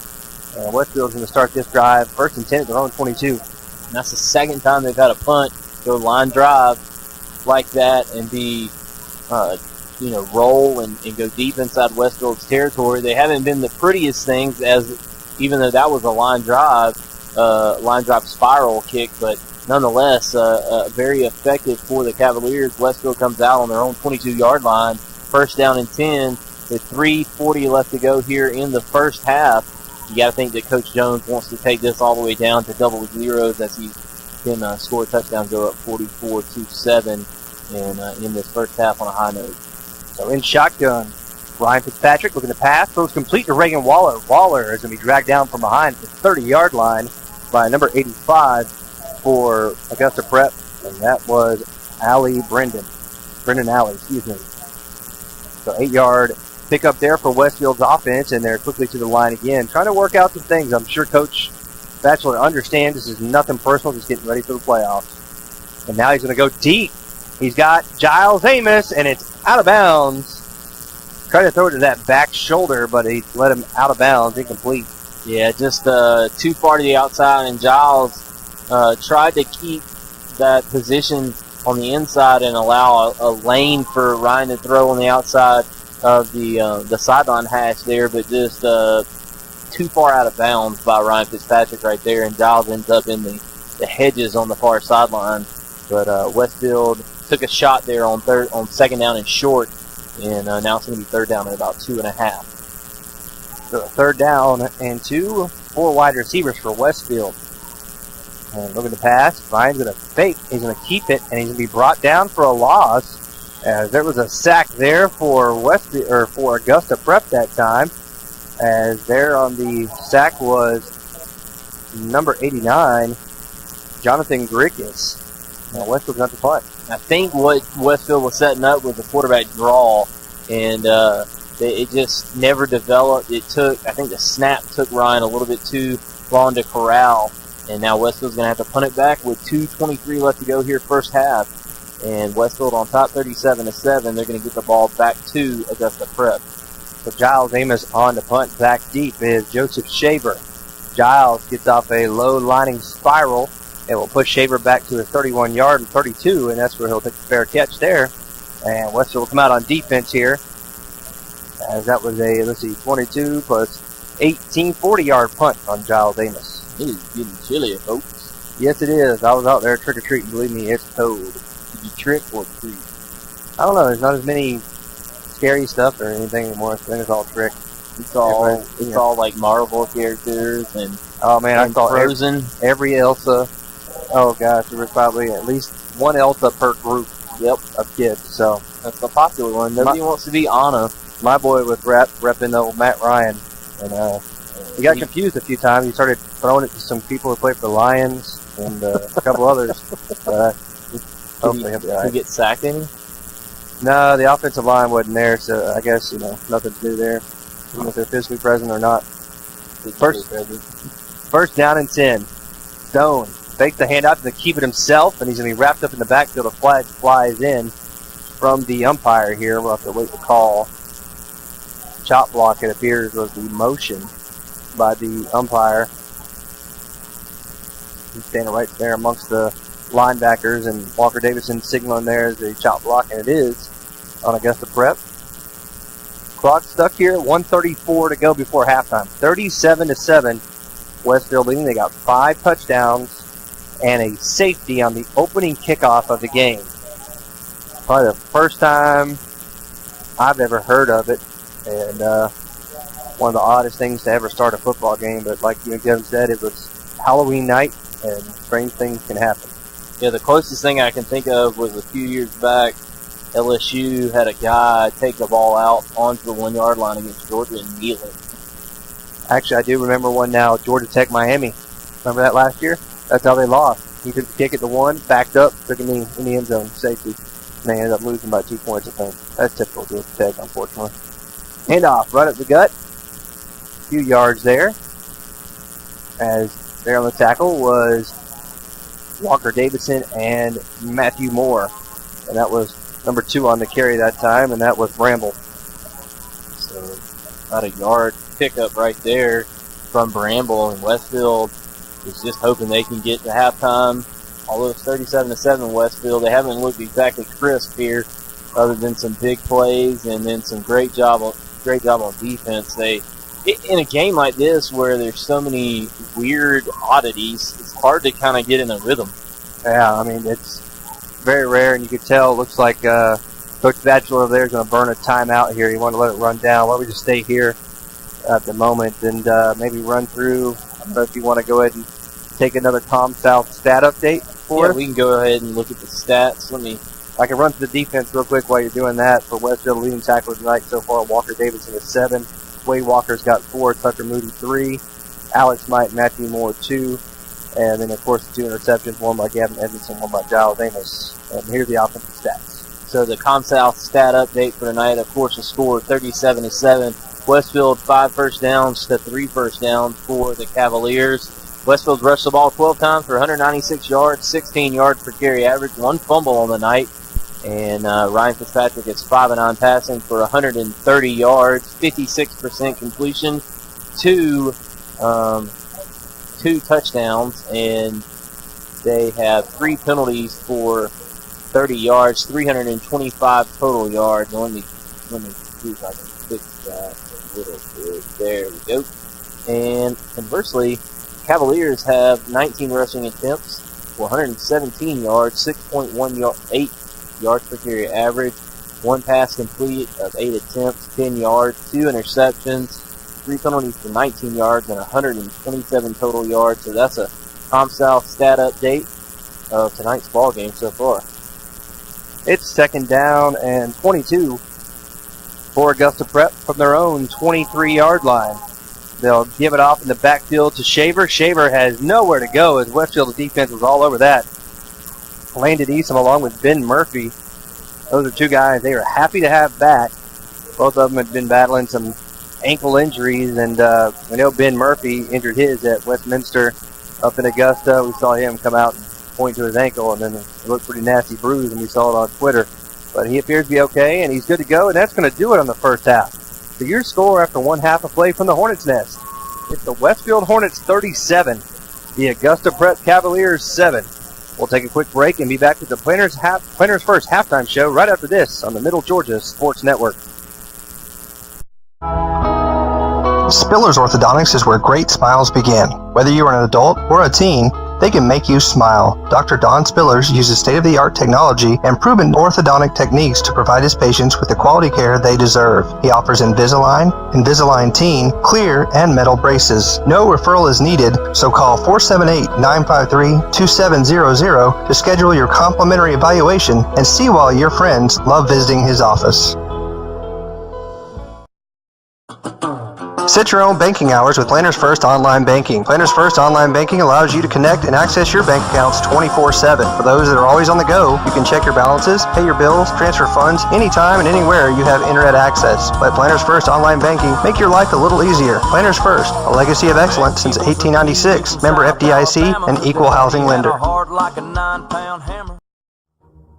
Have you been injured and are in need of legal representation? If so, call Trey Moody. Trey is a graduate of the University of Texas and Mercer Law School and has been practicing in the Middle Georgia area for over 22 years. Trey has tried over 70 cases to jury verdict and has recovered over $5 million for his clients. Trey has established himself as one of Georgia's most prolific personal injury trial attorneys. He is also a certified and registered mediator with the State of Georgia Office of Dispute Resolution. So if you want a respected attorney who can actually try your case if needed, call Trey Moody at 478-988-3114 for a free consultation or visit his office today at 921 Carroll Street in downtown Perry.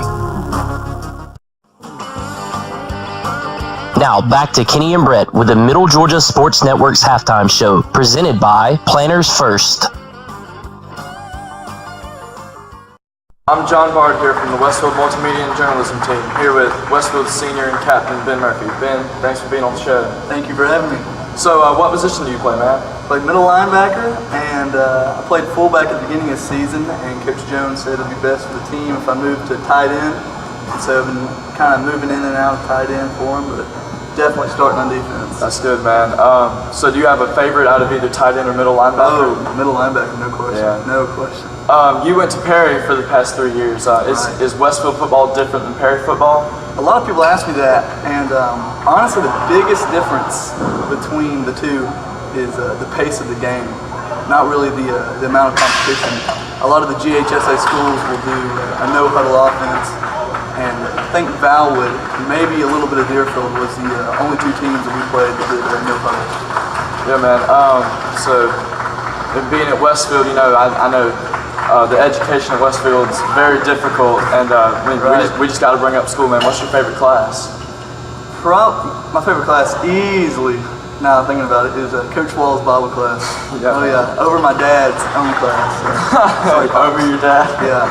But do you feel like being at Westfield, you know, like an advertisement of a Christian environment is like better for you? Or better oh, absolutely, yeah. And that was the whole reason I came to Westfield, because I figured it'd be a better fit for me than Perry was. Is it different being a senior now that you've looked up to people for 3 years and now everyone's looking up to you for leadership? Yeah, definitely. There's no doubt about it. I remember walking in as a freshman and walking past a senior and just being like, my goodness, I don't think I'm ever going to get there. But sure enough. Yeah, man. So what college do you think you're going to attend this fall? This fall I think I'll be attending North Georgia. I want to attend the Dahlonega campus, but I've decided that after 2 years I'm going to transfer to the University of Georgia. And so I think it'd be easiest if I just went to the Oconee campus, and I'll live with my brother for a year since Oconee doesn't have student housing. Oh, that's awesome, man. So what do you think you're going to major in? Probably pre-law, political science. Got to be a lawyer. Yeah, got to be a lawyer. That's awesome, man. So Ben, we heard that you hurt your ankle in the Westminster game. So how have you been dealing with that injury? You know, just taking it like you would anything else. Brittany, our trainer, has been doing a great job of working with me and doing rehab and a bunch of ice treatments. And I was actually going to try to come back last week and play, but we after I dressed out for Monday practice, it kind of made me a little bit worried. I was a little unsure of it, so I decided to wait a week now that I started practice this week, I feel a lot better. My ankle is pretty close to 100%, I believe. That's awesome. Do you think that's going to affect your play at all on Friday? On Friday, I've actually gotten asked that a couple of times, and you can't help but to think about it. Right, that's right. But I mean, my ankle is taped up. I have a brace, and I have high top cleats on, so I couldn't roll my ankle if I wanted to. Yeah, man. So Ben, earlier this year we did an interview with Wade about y'all's band, the Trio. So how's that going right now? It is so much fun. I come home after football practice every day, and I've got to pick up my guitar and play. It's just one of those things I do now. Being in the band has gotten me closer to the guys that I'm in there with, and it's awesome that we can balance football and music at the same time. What instrument do you play, or what role do you have in the band? The role I have is one half of the lead singer. Me and Wade both share that, and then I play guitar as well. That's awesome, man. I think that's about all the time we had. Thanks for being on the show, man. All right, buddy. Hey, open that door, Jim. All right. Remember those old Western movies? You could always tell the good guys by their white hats. Well, today the styles have changed, but the hat's still white. At David Reagan Ford and Perry, we focus on being good citizens and good neighbors with straightforward deals, a firm handshake, and no hassle negotiating. Visit us on the web or stop by David Reagan Ford just off I-75, exit 136 in Perry. David Reagan Ford. You know us. We're the guys in the white hats. In this moment, it doesn't matter if you save money in 15 minutes or if your neighbor has the same insurance that you do. What matters right now is the quality of your independent insurance agent and the company that stands behind them. Auto Owners Insurance. Call Larry Walker, your local auto owner's agent, and let his team of professionals tailor an insurance program right for you and your budget. Well, the news is out. Brandon Outfitters has taken Central Georgia by storm as one of the Mid-State's premier outfitters. Located just off I-75 in Perry, Georgia, Brandon has all of the latest gear for any hunting season or just for a nice night out on the town. They still have all of your favorite brands such as Southern Tide, Mountain Khakis, Southern Marsh, Patagonia, Costa, Orvis, and as always, a huge selection of firearms. Brandon also now features new brands such as Sims, Ray-Ban, Kavu, Chaco, Yeti, and much more. Come check them out at 106 Fairview Drive in Perry. They're sure to make your visit one to remember.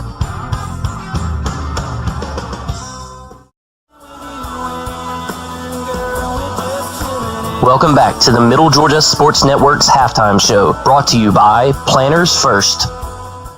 I'm Cheyenne Kelly from the Multimedia and Journalism team. We're here with John Walker Moore. John Walker, what is your position? I play defensive tackle. You do? Okay. Is it challenging? Not really, but sort of, I guess. Mm-hmm. Okay. Who is your biggest rival this year? Probably Deerfield. Why do you say that? They've always been about the same skill set as us. We're always about equal, and they've come out on top the last couple of times we played them. Okay. You're 74, right? Right. Okay. Why'd you choose that number?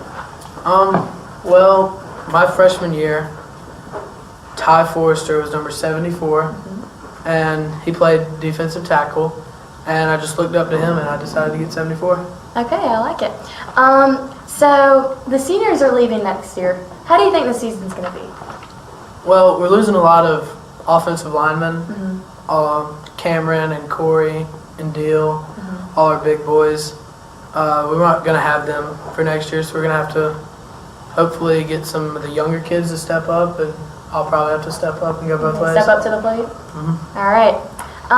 Would you like to play football in college? I'd love to play football in college. Who would you like to play for?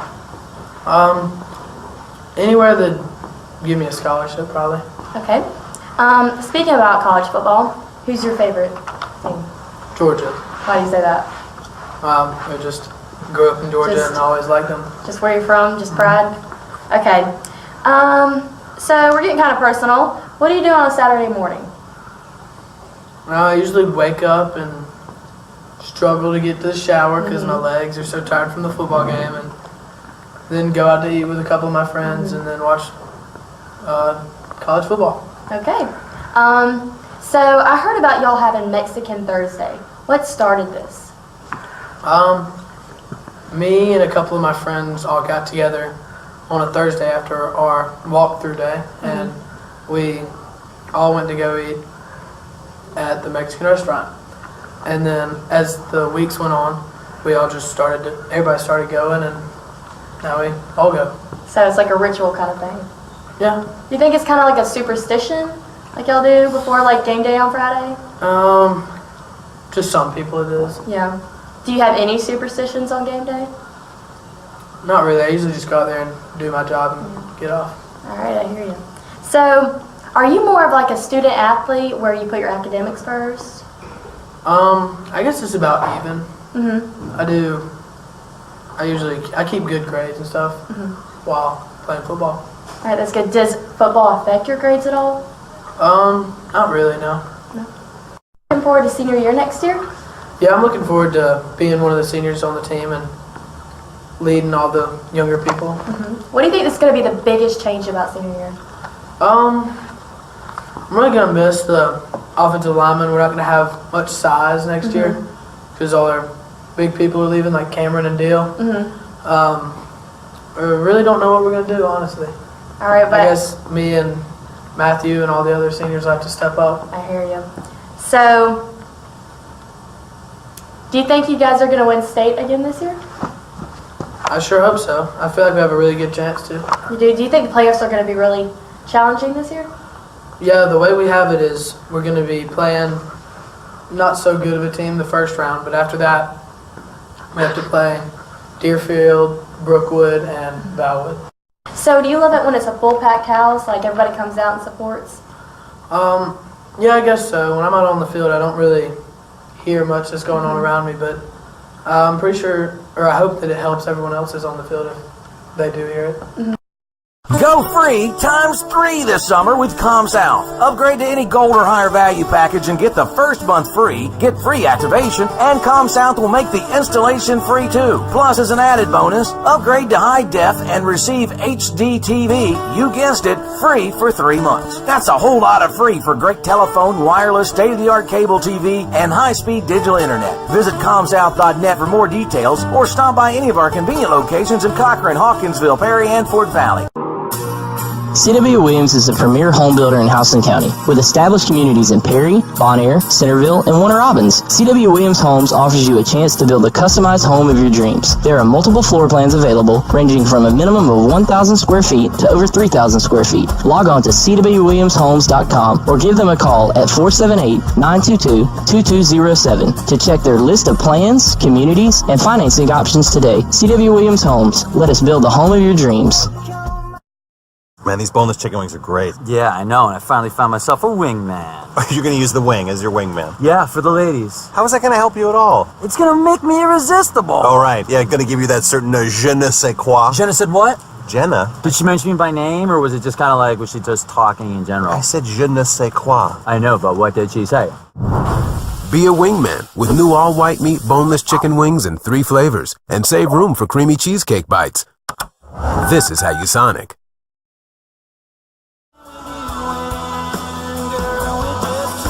Welcome back to the Middle Georgia Sports Network's halftime show, brought to you by Planners First.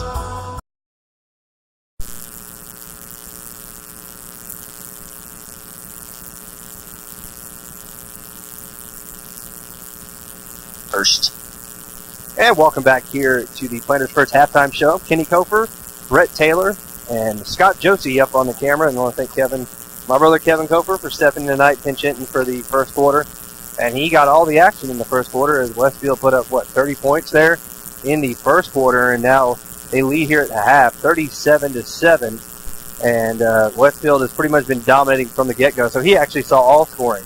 It was 37-7 after one, and that's what we stand right here. Yeah, there's, as we said going into the break, Westfield has had some huge plays in this game, but hasn't really been a crisp performance thus far. But I tell you what, it does not matter, because they're on top and they're winning this game in a huge fashion, and you got to keep building momentum going into the playoff next week, as it looks like Westfield is going to be hosting next week and should be hosting the first 2 rounds of the playoffs, the way it stacks up, and then it would depend on who they face in that 3rd round if they're able to get that far, as who they would stack up against. Yeah. In the 3rd round and whether or not they would host.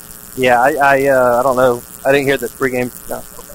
We were looking for chip champions. Sorry about that, Brett. But I don't know if folks had a chance to go check out the article I wrote and Brett posted on the website earlier this week, and we kind of drew up all the different scenarios of how things would go tonight. But the playoffs are starting next week, and Westfield will play the winner of the Dominion Christian and Holy Spirit Prep game here next week. And then the 2nd round that Brett's kind of talking about, you are going to be playing the number 2 out of Region 3 versus the number 3 out of Region 2. Yep. And most likely with the strength of Region 3, we were kind of predicting that would probably be the Region 3 or Region 2 number 3 team, which could be either from anywhere, Deerfield, Windsor, Brookwood, and possibly even Valwood, depending on how the old tiebreakers work. But the tiebreaker is similar to what it was last year. It comes down to common opponents within the region, I believe, and then if they're all the same records, then it goes to the the first half defensive points allowed. So there's no really. I was telling Kevin in the pregame, it's kind of squirrely trying to figure out where everybody stands. But right now, Valwood's on top 14-7 of Deerfield Windsor. So if that score holds, then that's a moot point in Region 3. Right. If that score holds, if Valwood wins and Brookwood defeats Westwood, then the region would line up with Valwood the number 1, Brookwood the number 2, Deerfield the number 3, and then I don't even think Brookwood has to beat Westwood because they'd have 2 losses. So would Deerfield, but they beat Deerfield head to head. Good point. I think it's pretty much a done deal if Valwood wins. It's 1 and 2, or Valwood 1, Brookwood 2, then Deerfield 3. So yeah, you could, the way it lines up, if that holds true, you could see Westfield playing Dominion Christian or Holy Spirit, and then having to go Brookwood, Deerfield to get to the state championship. Very possible. And, you got to play, what did Ric Flair say? To be the man, you got to beat the man. Westfield is the man, so to speak, but obviously Region 3 is where all the firepower is beyond Westfield. In Region 4, you have Westfield and John Milledge. We saw what Westfield did to John Milledge, not taking away from John Milledge, because they beat everybody they played pretty handily, with the exception of Westfield. So they're a tough team. So the 2 teams out of this region, then you got 3 in Region 3, and then up in Region 2, you got pretty much the region championship game tonight between Pinewood Christian and Bullock Academy. You know what Westfield did to Bullock, so that region shows that it's maybe not as strong as we thought. And then you got then you got Burke Academy playing Trinity Christian as well, and that was decided 3 and 4 seeds. And up there in Region 1, Heritage should be number 1 if they win tonight. And then you got probably Loganville Christian, Trinity Sharpsburg, and then fall there between the winner between Dominion Christian and Holy Spirit. But so far here tonight, Westfield's taking care of the business that they knew they would. I mean, we kind of knew. Coach Batchelor talked to us early in the week. He knew that his team was very young. They had a lot of seniors last year, so they're kind of starting over, if you would, this year. And they've looked like a freshman team. They obviously got some talent, some speed, but at times they're a little bit inexperienced, and that shows. But Westfield played an exceptional first quarter. Second quarter, they kind of put the brakes on and had a turnover or 2 as well. And but right now they're leading 37-7 as we're almost set to come back here from the halftime. So why don't we take a quick break, Brett, and come back as we're listening to the Planners First halftime show right here on the Middle Georgia Sports Network. Stay away from that door, Jim, or I'll... Remember those old Western movies? You could always tell the good guys by their white hats. Well, today the styles have changed, but the hat's still white. At David Reagan Ford and Perry, we focus on being good citizens and good neighbors with straightforward deals, a firm handshake, and no hassle negotiating. Visit us on the web or stop by David Reagan Ford just off I-75, exit 136 in Perry. David Reagan Ford. You know us. We're the guys in the white hats.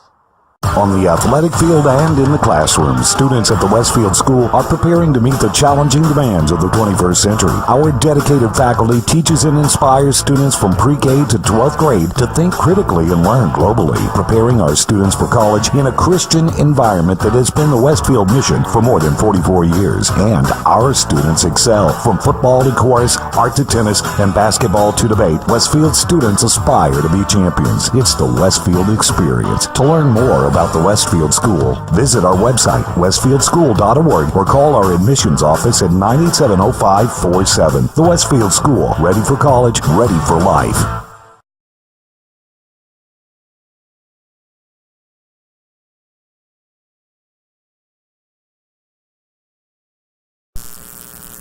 And welcome back here. We're at the half still as we're 3 minutes away from kickoff.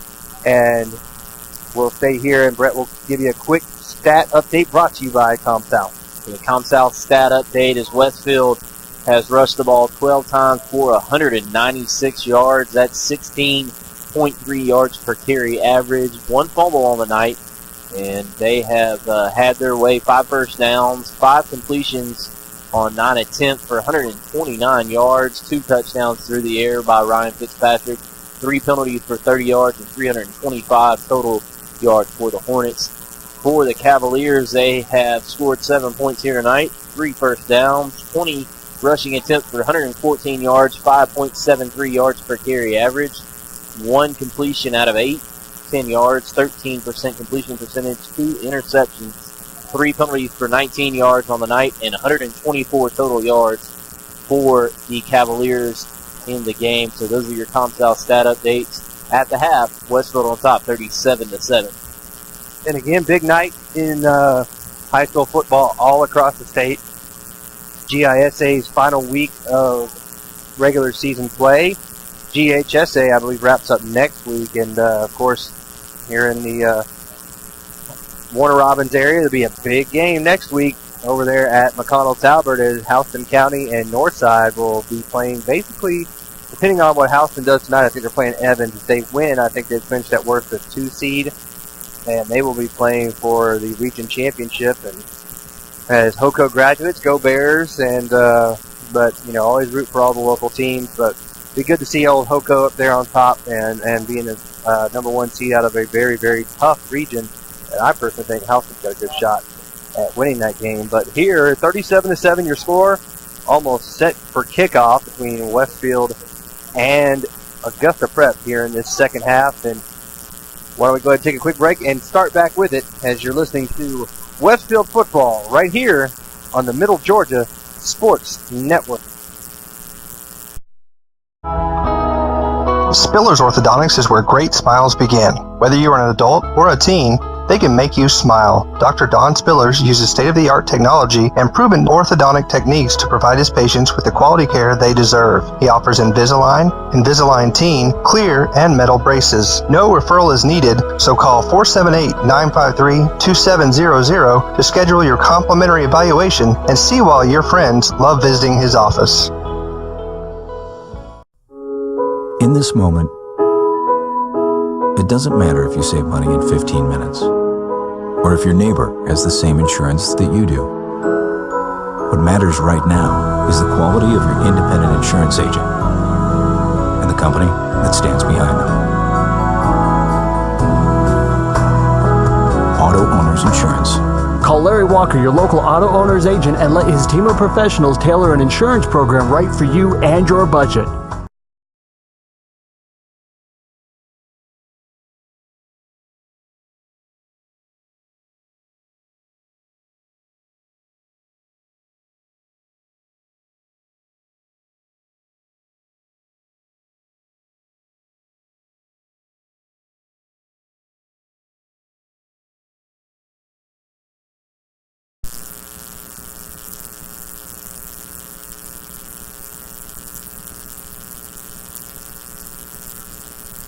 And now, back to the gridiron with Kenny and Brett on the Middle Georgia Sports Network.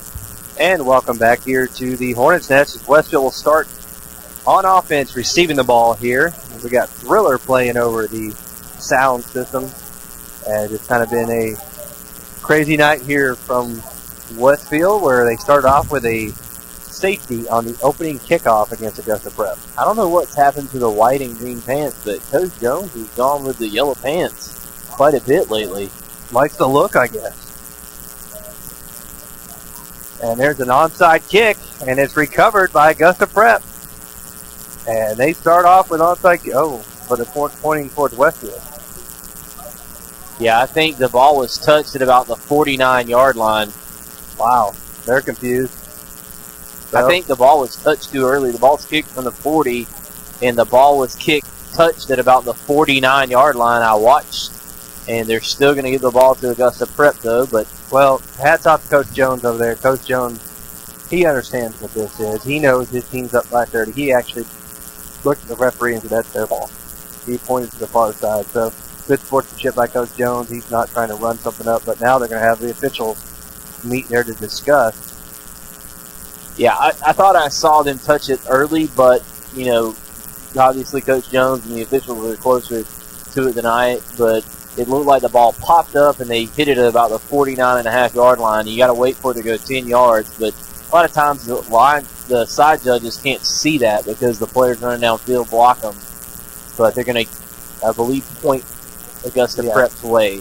It'll stay that way, and Coach Jones I'm sure he's okay with that. I mean, if anything, you saw his players retreating across the field on the kickoff coverage, so it's almost like they gave it to him in a way. But, he wants to get some guys in work, especially on defense. He's got all the starters in there on defense, and good to see number 34 is down there at the left defensive end position. So he obviously did not get thrown out of the game. He just had a personal foul. So B.J. Stone under center. And he'll quickly give it off to Bramble, the fullback. He breaks the first tackle. It's a fumble. But I think he fell back on it, didn't he? Yeah, it looked like he dropped it, and then he fell right back on it. 2-yard gain for Bramble. He was bottled up on the left side of that offensive line, and then he fought away from the tackles and came here near side and still was being ridden down to the ground, and the ball came out. But Bramble able to fall on top of it, try to keep this drive going for the Cavaliers and at least inch a little bit closer here with 9:33 left to go here first quarter. Second down and 7. Third quarter. And B.J. Stone will take the snap, and he'll hand it off to Shaver across the far side. He'll be brought down for a loss. As Joseph Shaver was brought down in the backfield there by Wade Walker and John Walker Moore, and it'll now be a 3rd down and 12. Yeah, 3-yard loss right there. Great job of penetration by the defensive line from the Hornets. Getting across there. John Walker Moore making some plays in the backfield, and Westfield puts the Augusta Prep offense in a long down and distance here on 3rd down, and not the yardage that you want to try to pick up a 3rd down if you're Coach Batchelor and the Cavaliers. So 3rd and 12. Stone going to hand it off here to Shaver and brought down from behind. That could have been a horse collar tackle there from John Walker Moore. He just kind of reached in the back of the neck and pulled him down. You know what I learned something this week, though? What's that? You cannot have a horse collar inside the tackle box. Oh, well, there you go. Okay. You cannot. It's not. Yeah, they're not gained up enough speed. Yeah, I guess can't have enough. You can't have enough speed to garner a horse collar. That's something new I learned. I'd never known that. I didn't either. Something new.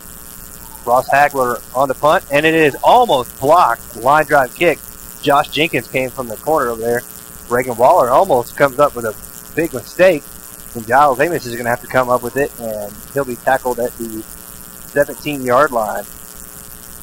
Looks like a player injured down there. Giles trying to help out the Cavalier. I think he might have fallen. I think that's Shaver, and I think he might have fallen down.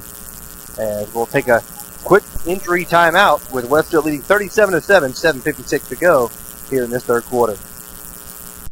Man, these boneless chicken wings are great. Yeah, I know, and I finally found myself a wingman. You're going to use the wing as your wingman? Yeah, for the ladies. How is that going to help you at all? It's going to make me irresistible. All right, yeah, going to give you that certain je ne sais quoi. Je ne sais what? Jenna? Did she mention me by name, or was it just kind of like, was she just talking in general? I said je ne sais quoi. I know, but what did she say? Be a wingman with new all-white meat boneless chicken wings in 3 flavors and save room for creamy cheesecake bites. Well, your friends. This is how. And we're back here as a quick injury timeout. Players up and off the field. Sorry to cut that commercial short. And the handoff goes right up the gut. Josh Jenkins is fired out of the cannon. And there goes Josh. And he is going to score. Touchdown, Westfield. And there's a football laying at the 4-yard line. I don't know what happened with that. I think it came from the little kid game over on the far side. I thought that Josh would drop it at the 4-yard line, but that was an 82-yard touchdown run for Josh Jenkins. 82 yards, and that is a great job right there of just... I tell you what, he broke that first initial wave, and like you said, Kenny, he was gone. And this is a running clock here in the second half. The clock is still running. It's down to 6:55 in this third quarter, and on for the extra point is Griffin Elmore. Tanner Westbrook on the hold, John Walker Moore on the snap. Snap good, holds down, kick is up, just inside the right upright. It's good. Westfield extends their lead 44-7 over the Augusta Prep Cavaliers. We'll stay here as, again, another big play for Westfield. Jenkins untouched for 82 yards. Yeah, I mean, Westfield, when they've had to find the big play in this game, it has definitely been open, and they've done an incredible job of incorrect English, but big playing the Cavaliers to death. But just want to make sure you keep that ball rolling as far as momentum goes, and Westfield needs that going into the playoffs. They need to get that confidence up and understanding that, you know, they can't just show up and win games, but they're talented enough that if they play their A game, it's going to take an extreme effort by the opposing team to beat them. Absolutely. Westfield has been very strong here tonight. Second quarter, there's kind of just a lull, and that's the first touchdown they've had since that first quarter, and they lead here 44-7.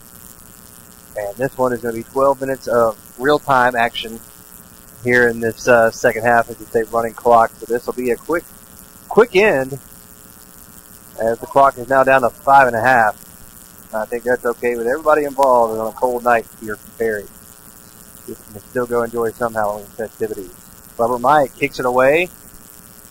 And it will be taken at the 3-yard line there by number 44, Palmer Batchelor. Batchelor comes up. He's hit hard and brought down right at the 19-yard line by Jarius Hart.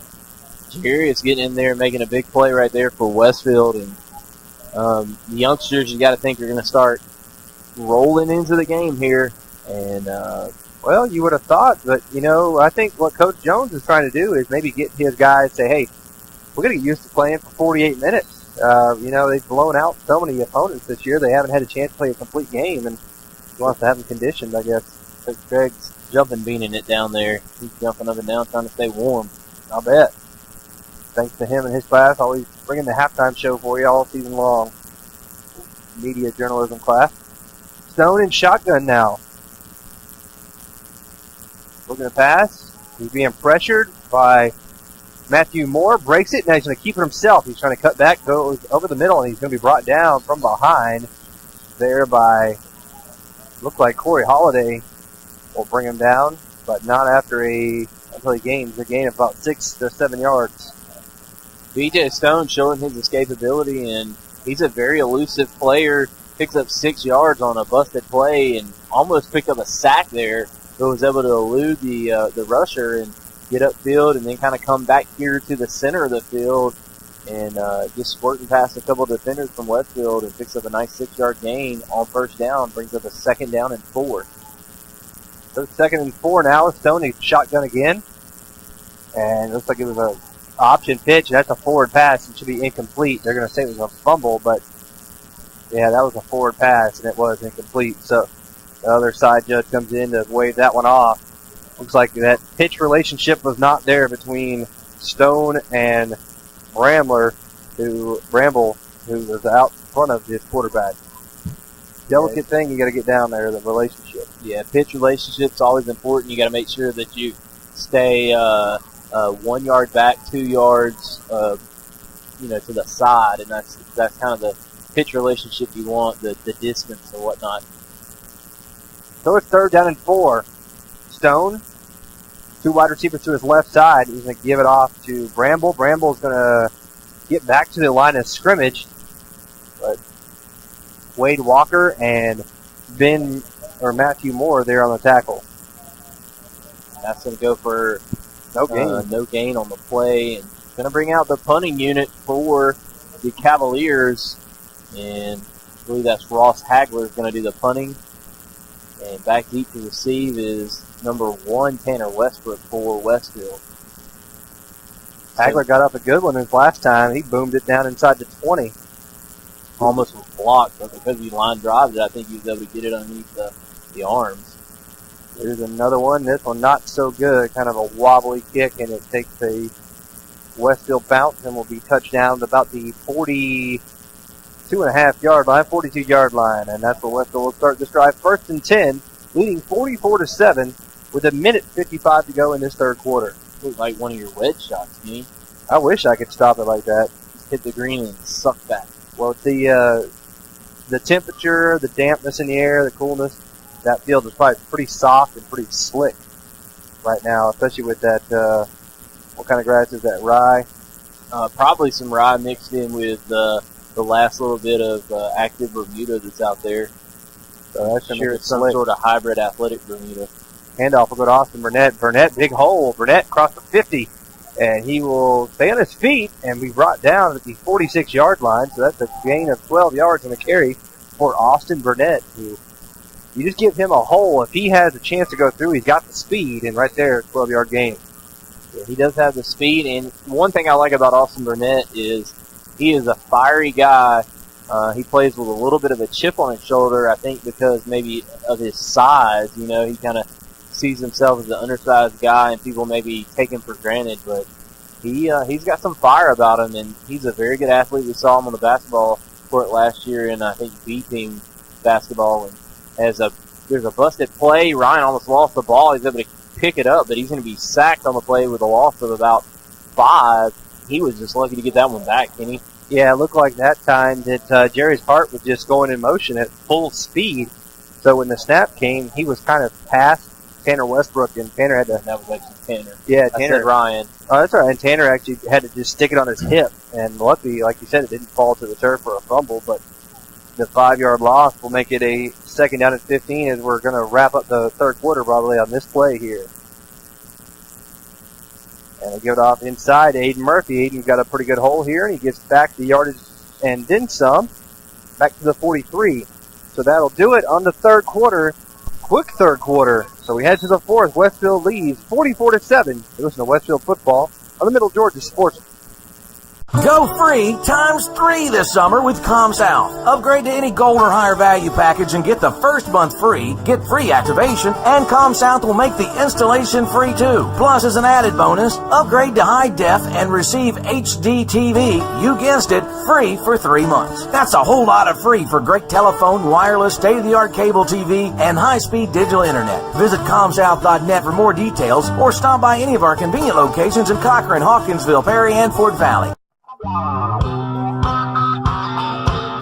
Well, the news is out. Brandon Outfitters has taken Central Georgia by storm as one of the Mid-State's premier outfitters. Located just off I-75 in Perry, Georgia, Brandon has all of the latest gear for any hunting season or just for a nice night out on the town. They still have all of your favorite brands such as Southern Tide, Mountain Khakis, Southern Marsh, Patagonia, Costa, Orvis, and as always, a huge selection of firearms. Brandon also now features new brands such as Sims, Ray-Ban, Kavu, Chaco, Yeti, and much more. Come check them out at 106 Fairview Drive in Perry. They're sure to make your visit one to remember.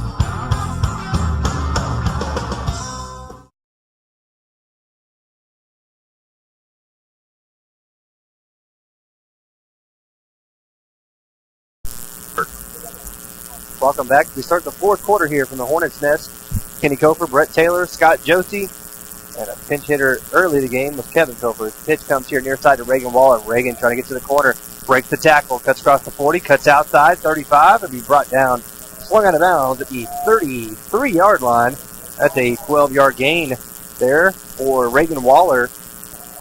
And you give him green grass, he's also got a lot of speed. He kind of picked his way just using the jump step. And I tell you what, Reagan's another one of those guys, undersized but very athletic. And, the future's bright for Westfield. You got a lot of youngsters with some great ability.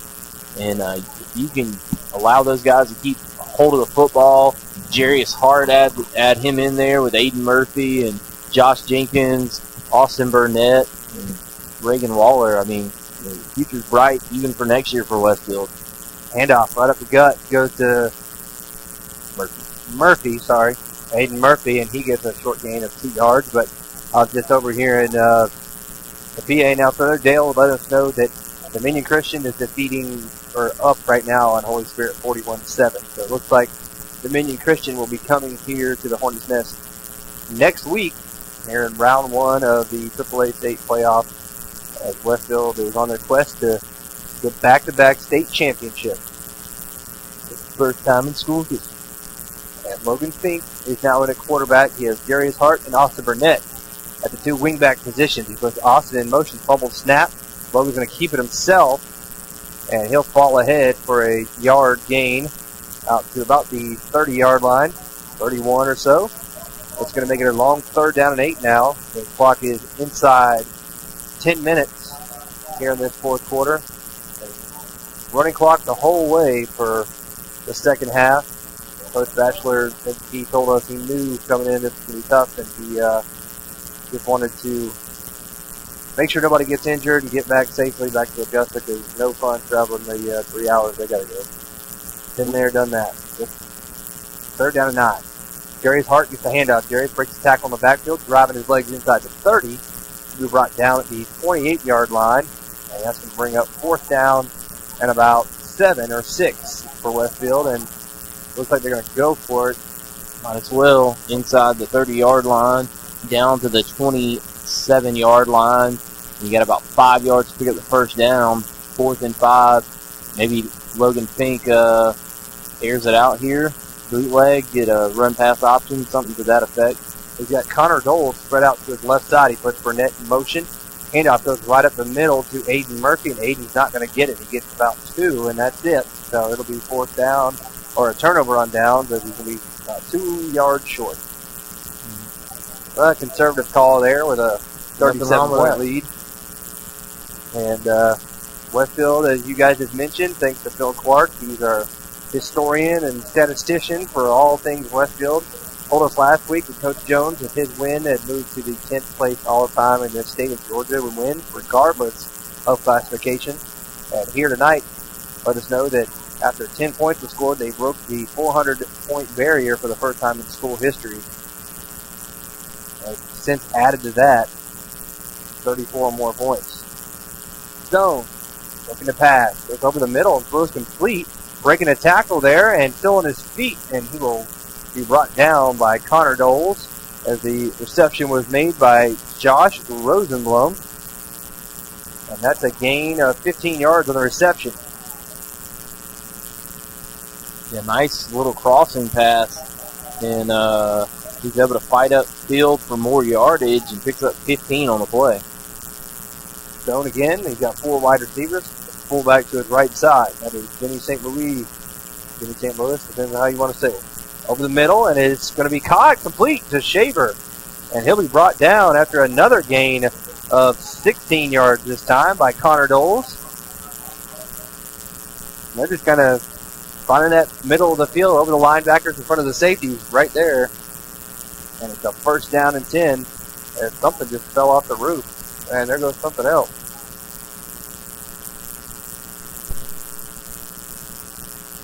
And 1st down, and the pass over the middle again. Same play, complete to Shaver. Breaks a tackle, and he'll be pushed out of bounds there by Landon Wainwright. So they're just kind of running the little triple drag route across the middle from the flanker position, and it's open almost every time. Yeah, excellent job, and nice passes right there by Stone, and 3 consecutive pass 1st downs right there for the Cavaliers from Augusta Prep, and nothing fancy, just a lot of crossing routes and catching it short and running upfield, picking up 1st down. So 1st and 10 from the Westfield 33-yard line.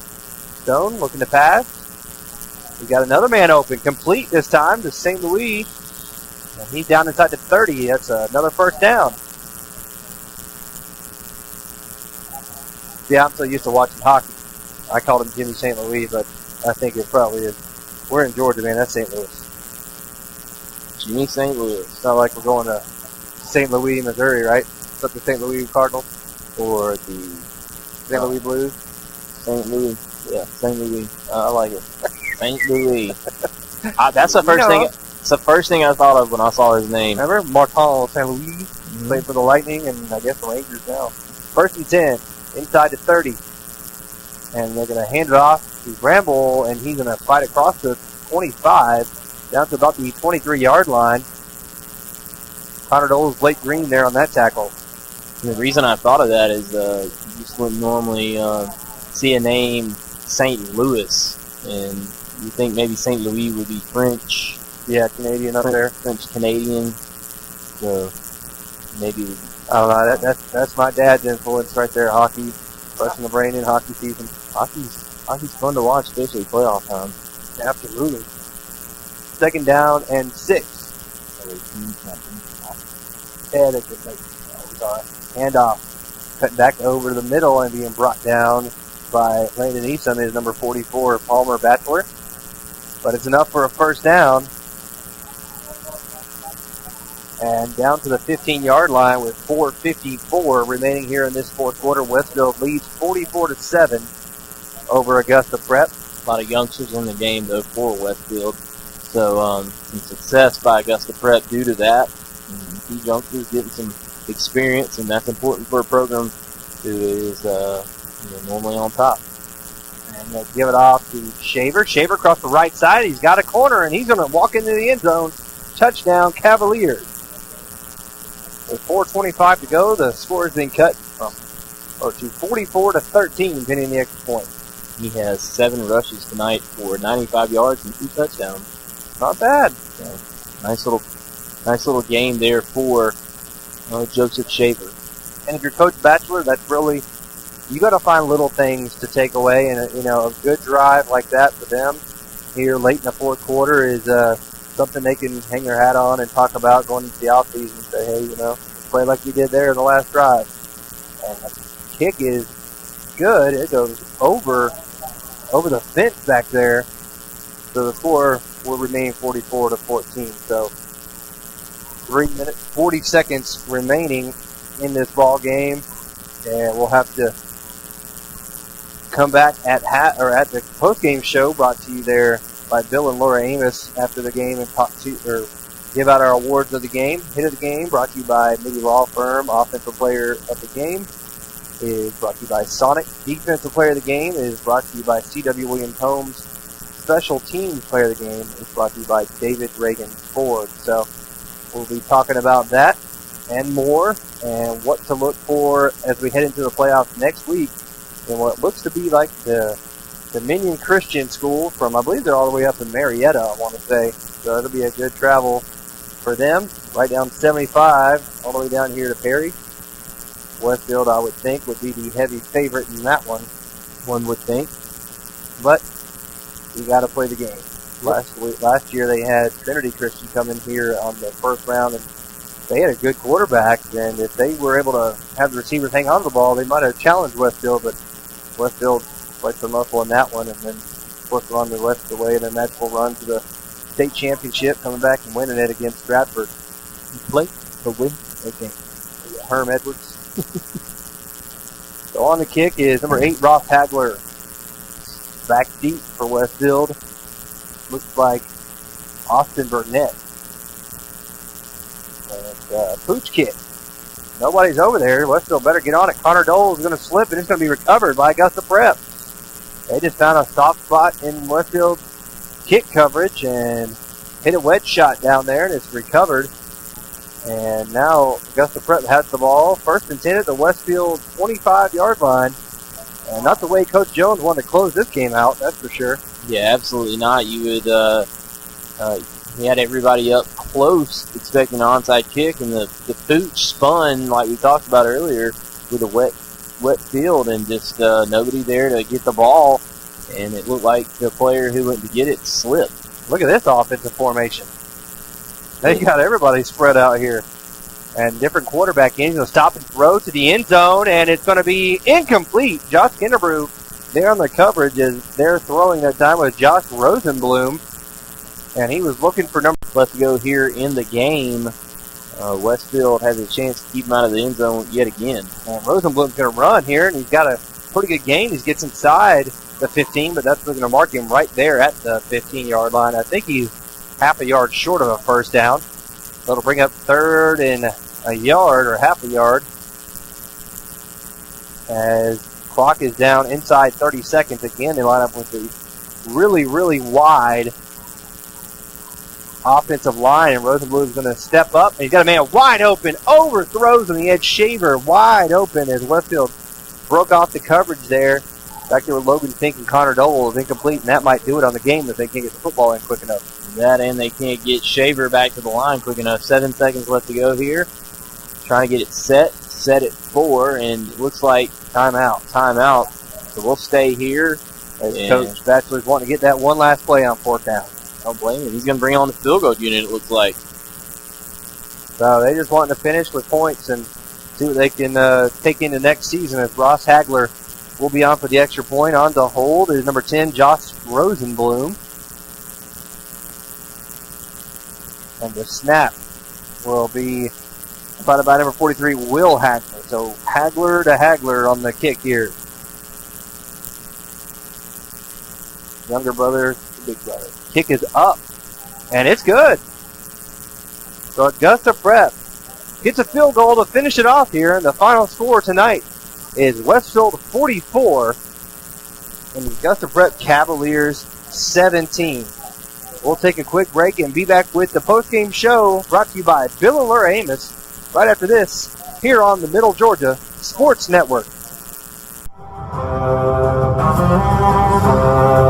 It's that time of year again, folks. The Westfield Hornets head into the playoffs as a number 1 seed and region champions.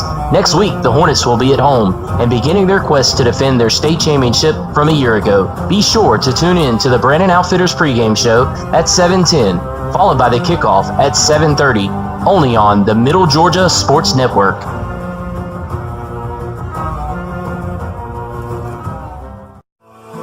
The Middle Georgia Sports Network would like to thank the following sponsors for making this season's broadcast possible: Com South, Sonic America's Drive-In, C.W. Williams Homes, David Reagan Ford, Spillers Orthodontics, Walker Insurance Agency, Brannon Outfitters, Hamby Automotive, Trey Moody Law Office, Planners First, and Bill and Laura Amos, proud parents and supporters of Westfield Athletics.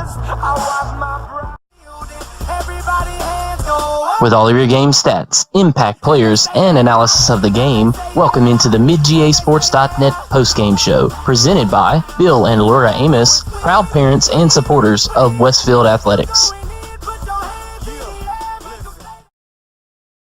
Post-game show brought to you by Bill and Laura Amos, where Westfield wins here tonight. 44-17 is your final. Augusta Prep closed with 10 points there in the last 4 minutes to finish off their regular season, and Westfield will win here tonight. They go to 9-1 overall, and 7-1 will be the final tally there for the Augusta Prep Cavaliers. And Brett, you want to go ahead and take a look at some of the game stats? Final game stats brought to you by Com South. Yeah, Com South stats here tonight, and Westfield rushed the ball, gained totally 443 yards total to 218 yards. They rushed the ball 21 times, did the Hornets for 313 yards, 14.9 yards per carry average, 1 fumble on the night, 5 completions out of 9 attempts, 130 yards, 56% completion percentage, 2 touchdowns on the night, 3 penalties for 30 yards, and 7 first downs for the Hornets.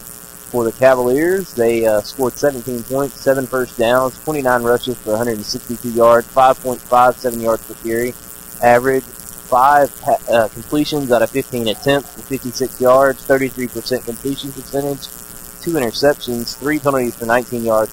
Like I said, 218 total yards. So domination by Westfield, some late scores by the Cavaliers against some youngsters, but Westfield dominated this ball game, and that is a Com South stat update. here in the Bill and Larry Amos postgame show. So Westfield wins 44-17 is your final. We'll go ahead and give you the honors of the game. And we'll go ahead and start off with our offensive player of the game, brought to you by Sonic Drive-In, and that is Josh Jenkins, who, as Brett said, wrapped up the game with... Yeah, let me go ahead and give you those stats here tonight. He had 5 rushes for 139 yards and 2 touchdowns. He did have the 1 fumble and should have had a third touchdown. But nonetheless, he was an outstanding performer here tonight. And the biggest carry for him was the 82-yard touchdown run to start the second half, and he was pretty much shot out of a cannon. So he is our offensive player of the game here tonight. Josh Jenkins has done a great job leading rusher here for Westfield here in the regular season. Defensive player of the game, brought to you by C.W. Williams Homes, will go to Walker Davison. Walker had 7 tackles here tonight, stuffing that middle of the defensive line and doing a fantastic job for Westfield. So he's our defensive player of the game, brought to you by C.W. Williams Homes. Our special teams player of the game, brought to you by David Reagan Ford, will go to Giles Amos tonight. Giles was booming it on the punt, as well as coming up with an interception on the fake punt. So special teams getting the turnover there. Giles is our special teams player of the game. And finally, our play of the game, brought to you by Walker Insurance, was the 82-yard touchdown run by Josh Jenkins early there in the third quarter, kind of iced the game, and that is our play of the game here for tonight, as Westfield wins and now improves to 9-1. They're the Region 4 champions here in Class AAA, and they will move on to the playoffs next week, first round here at the Hornets Nest, as they will take on, sounded like Dominion Christian, and playoffs is a whole different ball game, but just keep on doing what you do. Yeah, just to take a quick look, see if we got any updated scores out there. Trying to stay on the event to see if we've got anything. It doesn't look like. Look the Brookwood Westwood there. That was, well, you said that one didn't even matter. We're really paying attention to the Region 3 matchups. Yeah, Brookwood's going to win that game. It's 38-0. So Brookwood at minimum 6 minutes to go in the third. They'll be at minimum the number 2 seed. Yeah, and I think it was still 14-7 for Deerfield. So Deerfield and Valwood. Yeah. Valwood on top, I think, in that game. But like you said, all roads lead. The way this thing lines up, if you look at the brackets, and we'll try to post the brackets once they come out officially. But the way it's looking, Westfield is going to have to, if things hold true to the way we think, on paper, who's going to win. Westfield obviously will play Dominion Christian next week, it looks like. They win that ball game, they will have to play the winner of the number 2 seed from Region 3 versus the number 3 seed from Region. No, flip-flop that. The 3 seed from... Oh, you're right. I apologize. The 2 seed from Region 3 correct, and the correct. 3 seed from Region 2. So right now that looks like it's probably going to be Brookwood versus... One would assume. But one would assume that Brookwood would come out of that. So you could be looking at Westfield potentially hosting throughout the playoffs, but if they continue to win, having to play Dominion Christian, Brookwood, and then Deerfield to get to the state championship.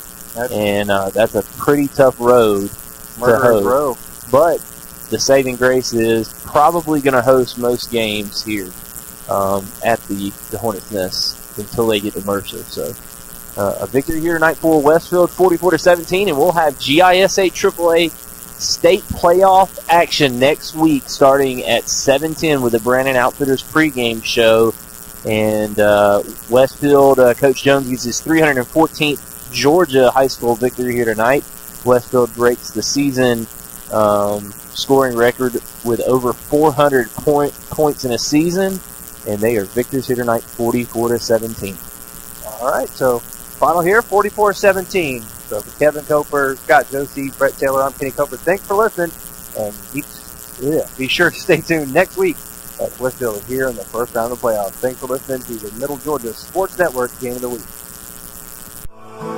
The Middle Georgia Sports Network would like to thank the following sponsors for making this season's broadcast possible: Com South, Sonic America's Drive-In, C.W. Williams Homes, David Reagan Ford, Spillers Orthodontics, Walker Insurance Agency, Brandon Outfitters, Hamby Automotive, Trey Moody Law Office, Planners First, and Bill and Laura Amos, proud parents and supporters of Westfield Athletics.